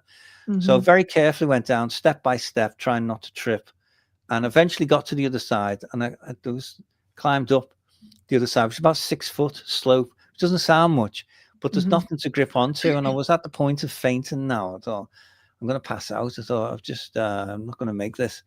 So I thought, I'll go for it. You know, no one's going to find me in this ditch. You know, if I pass out and I don't wake up, I might have another bleed out, you know.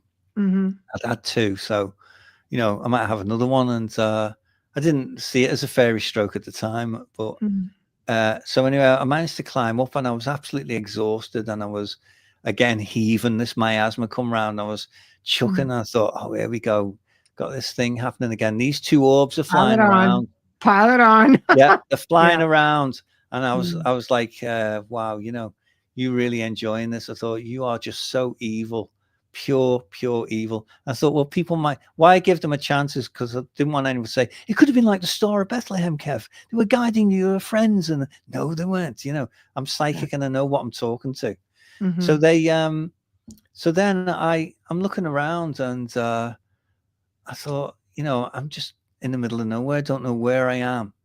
And then I saw someone coming down the lane, down the road, with a torch, like, you know, off like a phone. I thought, good, civilization. So they could come swooping down the road. So I said, hello there. I said, I'm in the field, can you hear me? So I said, Tabagoni and Gaelic Gam, which means it's Gaelic for, like, I speak a little Gaelic, because a lot of people, that's their first language over there, is Irish. So Career Matatu, how are you? You know, how's things? You know, I'm going, Cara, help, you know, because my dad spoke it. I can speak a bit of it, not very well, but so I thought I'd try it anyway. And anyway, they stopped alongside me at this kind of hedge, and we're standing there saying, I said, can you hear me? I said, I'm stuck in the field. I said, I need help. I said, the police have abandoned me, and I'm stuck. So anyway, they never said anything.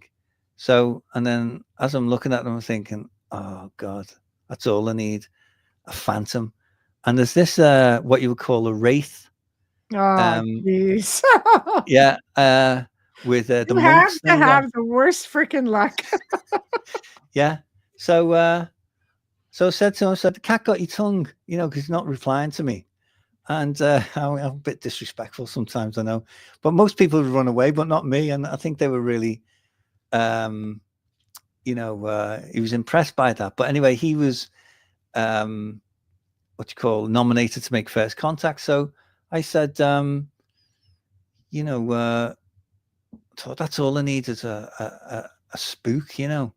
And then so I looked up at the orbs, and I didn't at that time they were so clear. I thought it was a real person to start with, and I didn't want to frighten them and say, "Hey, can you see those orbs?" Because they were really low, you know.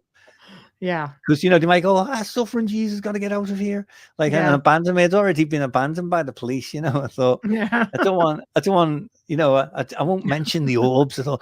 Like Basil Fawlty, don't mention the Germans, don't mention the orbs. You know, it was like that episode. You know, I think I got away with it. You know, so I'm trying to explain that I'm just stuck in the field. You know, can you help me? And nothing, and it just swaying side to side like this. And they have a light. They have a light, and it lit up the road and cast shadows. And the light is what I would call a narrow band spectrum, like what you get off your phone torch. Yes. It's not like full spectrum light. It's a cold light. And I thought, oh God. So anyway, I'm there for a while, and I thought I'm going to pass out. So anyway, again, I said to him, I said, what do you want? You know, because I wasn't going anywhere. He wasn't going anywhere. He was there to stay. And he said, I've come to lament your death, is what he said. I've come to collect you. Oh, boy. And so I said, you're not the means by which I enter the spirit world. So I'm sorry to disappoint you. And the evil and the intent and the revenge from this this person. And then it actually got a bit worse as well, because what happened then was they came from every direction. They came down the hill, along the side of the house, along the road. Maybe 10, 15 of them came from everywhere. I thought like a monastery had let out or something. I thought, wow. And there was 2 Knights Templars as well, interestingly enough. Saw their faces. They had the Knights Templar garb on. And they were all full of joy and happiness. They're like, yeah. And they were made up that they were saying, we've got a human being who'll talk to us and isn't afraid of us, doesn't run away. And they were like, you know, they were all kind of gathering around trying to get to me. And I wondered why they couldn't enter the field. And it took quite a bit of time. And I had to go back. And I've discovered the hedge is hawthorn. They can't pass through hawthorn. Oh, how interesting is that? Yeah, and I was thinking, why can't you come in? Because they were wanting to surround me right around my, you know, me. And but they also I saw my sister walking the dog coming down the road, and I thought, that's not my sister. And I go into this in the book where they can take on the form of people who you know, and I was a bit alarmed by that. I thought, don't want them going after my sister, you know, or anyone I've got a connection with, you know. Yeah. And then the next day I saw a photograph of my sister walking the dog on Facebook. And I said to her, when did you take that? She said, about 5 o'clock yesterday, which was, you know, the day of the occurrence. So they clearly had made a connection there, and they were letting me know how far their tentacles stretch and, you know, spread out. So these are very, very dark entities that you're dealing with. And they were saying, you're going to die if you, and a bit like Adam and Eve, they were saying in the garden, you'll die if you don't do what we say. And I said, I'm not trusting you. I said, you can show me the way out. Serve and obey. That's the main. Yeah. And I said to them, I said, if you're genuine, you'll show me the way out. I said, that's the deal. And then I'll help you. So I said to this wraith, I said, like I said to the orbs, I said, what is it you want? And he was lamenting the passing, my passing. And he said again the same thing. We want redemption. We want, you have the ear of the spirit, he said. And you talk to them clairvoyantly, by the way. This isn't, they have no voice. You can't speak to them. They're quiet. They don't make any noise. And the light just pours out of them. They have this light. which just Mm-hmm. flows from them. It lights up the road and casts shadows. So Mm-hmm. they were really there. And Mm-hmm. if anyone's interested, the garments, I got to see the garments quite close, how they're made. And I was interested. I think that, who's your tailor sort of thing, the way you do. I know I'm very disrespectful, We're but busy poking the bear, right, Kevin? Just poke yeah, the big bear. I think like, who made your outfit? You always wear the same stuff. Why? And, so anyway, I looked at his hood, and he, quite pathetic creatures they are, by the way. And his hood was made of sort of rectilinear, sort of rectangular pieces of fabric that were put together like papier-mâché. You couldn't see no thread. And then I came across in my research that the sign of a good seamstress or whatever was that you can see no thread. And but you couldn't. It was just very strange the way the garments were made. And so then I thought, I'm going to pass out. So I said to the spirit world, I said, look, I said, I'm about to pass out. I'm surrounded by these things and I mightn't wake up. I thought they're here to take me. So I looked behind me in the field to see if I could see my body. I thought maybe I've died and I don't know, So there was nothing in the field with what was left of the moonlight.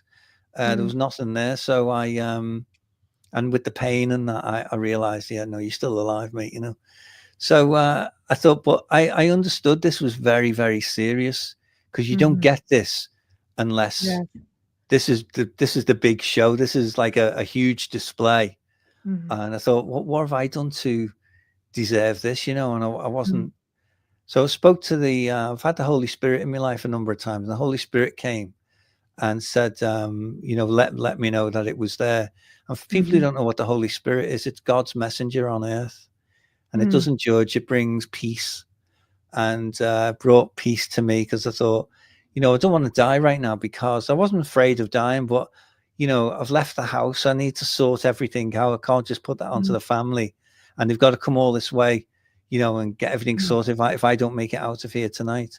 So the rates were saying, no, we're here to collect you. And anyway, so I said to the Holy Spirit, I said, all I want to know is, am I going to survive this or not? They're telling me I'm going to die tonight.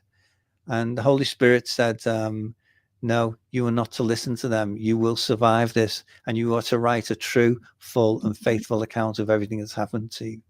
And we're showing you this tonight because this is part of your journey, and you must tell the world about these creatures, because they're on the rise, and they have this intent in the world. They want to get back onto the surface and have greater influence. So I don't know. I know we're kind of getting pushed for time, but what I did was I then took a huge risk, Michelle, which might surprise you. I knelt down on the moss, and I had a small coat, and I put it over my head, and I went to sleep in their presence, because I thought, I'm going to pass out any moment now. I thought, I want to control this. So I thought, if I go to sleep, I'm controlling the process, plus I can wake up. Whereas if I pass out, I enter the subconscious realm, which is their domain. I thought, I haven't got as much control that. And it tells you in the Nag Hammadi book, that's their world. And Jesus gives very clear warning about when you enter their power. And, they have this power. And what they said to me, I said, look, this is where my family's from, Yukon Mountain, the house and all that. I said, like, what's going on, guys? And they said, this is our world. We control this part of the earth. We have dominion here, not you. So, and they really made it known from, the moment I arrived. And all the times I've been there, I'd never picked anything up like that before. And they really had this in store for me. So I went to sleep, and a controlled sleep. So the wraith at the sides of me said, made his presence known. He took me up a road. I'm on the astral level now, in the subconscious. I go up this little road with a light, and he's saying, come this way, you'll be safe. And I said what I said before, you're not the means by which I enter the spirit world. I said, I don't trust you. I'm not going with you. So I was curious. I said, because I kind of part live there. I said, where have you come from? He said, we've come out to the mountain. So I said, that may work with other people. I said, I'm on a much deeper level. I know you don't live in that mountain there. So where have you actually come from? Show me. And I took advantage of being in the sleep realm to access their world.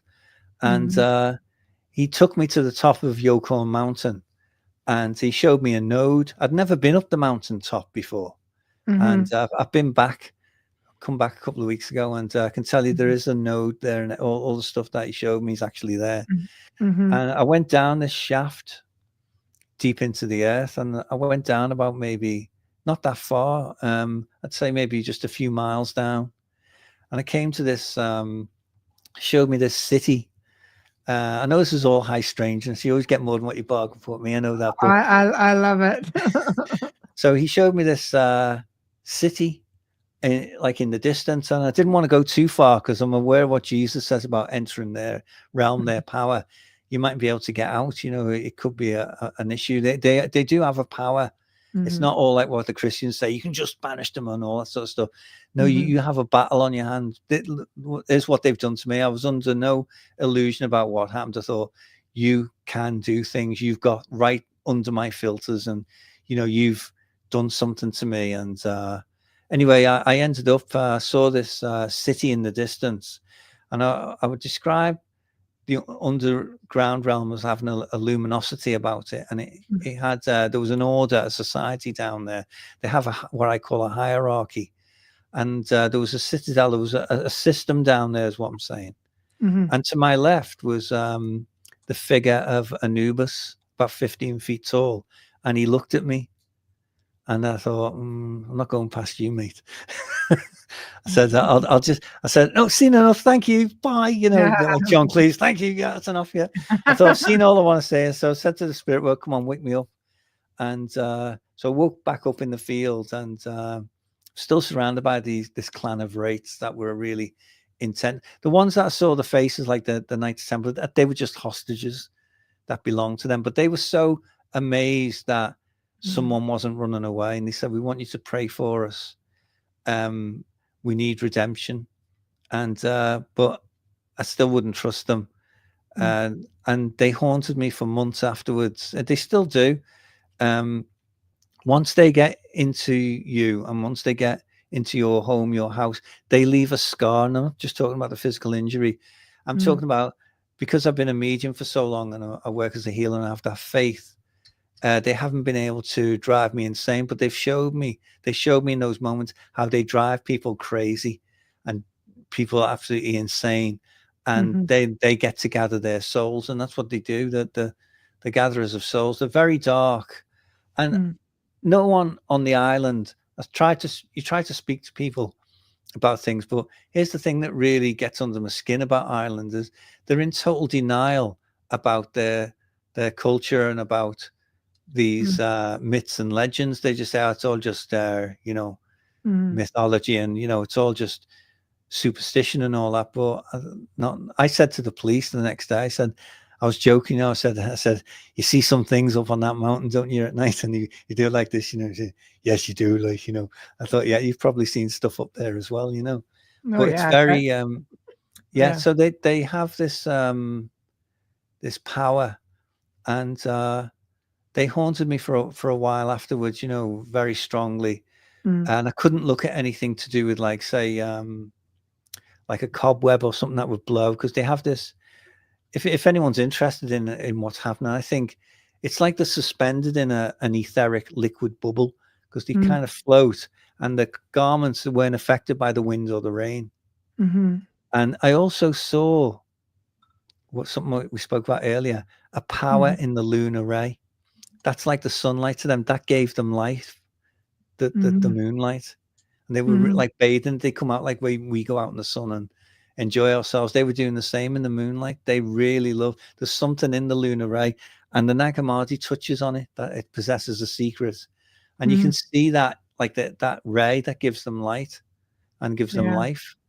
So I know it's a bit. So I don't know if anyone might make of that, but it's but those things are real, and they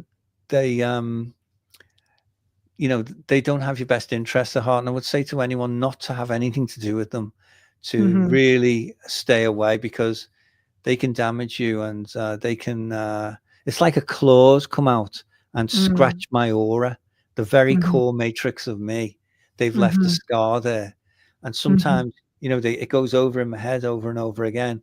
And so what I'm going to do for the book, is I'm going to go take a lie detector test and put the transcript in, and I'm going to get my friend Elaine Orrit to do hypnotic regression on me to relay and put those transcripts in, because people say, oh, you just made all that up, but I didn't. And people who said, so when I went back, the fences are still bent where I broke the posts and stuff. So I said, how much of it is an illusion then?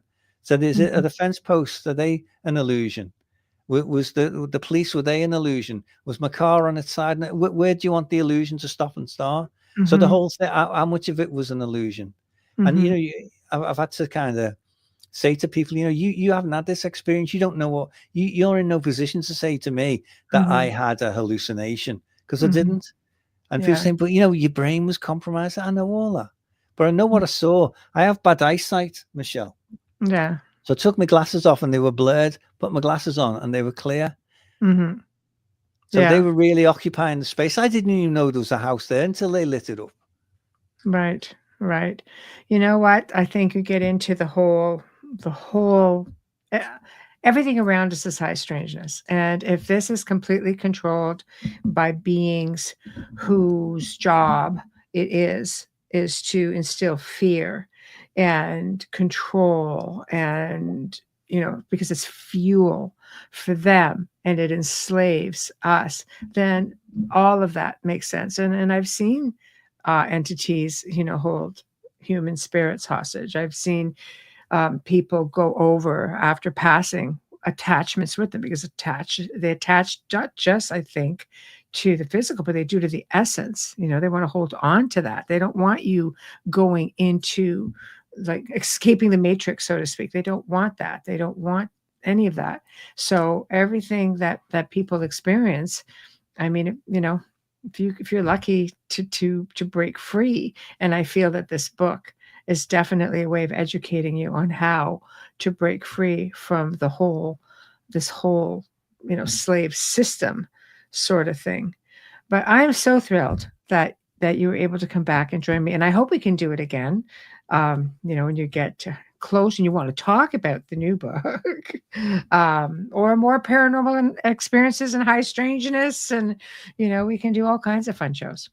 Yeah, I think I saw the link there between the Fae and the ET, because they do the same thing. They have they abduct people, and if you actually study the story, I've gone into some cases which is very similar to which is that connection. There is a connection between the two, the underground people, as it were, but they are very I wouldn't underestimate their power and what they can do. I would agree. I think that there's a lot more going on around us than we're aware. But the thing is we can be aware. All we have to do is just pay attention and tap in. I mean, it's all there. They tell you how to do it, But thank you, Kevin. So much great information. Appreciate you coming on. Wayne is often my guest co-host. So here he is tonight. There we go. Thank you. Thank you very much. Appreciate it. Yes, but thank you so much. And definitely. Great for having me back. Thank you. Oh, it's a pleasure. Let's do it again. Like I say, want to put together something to continue on, even about all of these high strangeness experiences. We have a place for you anytime. Oh, thank you.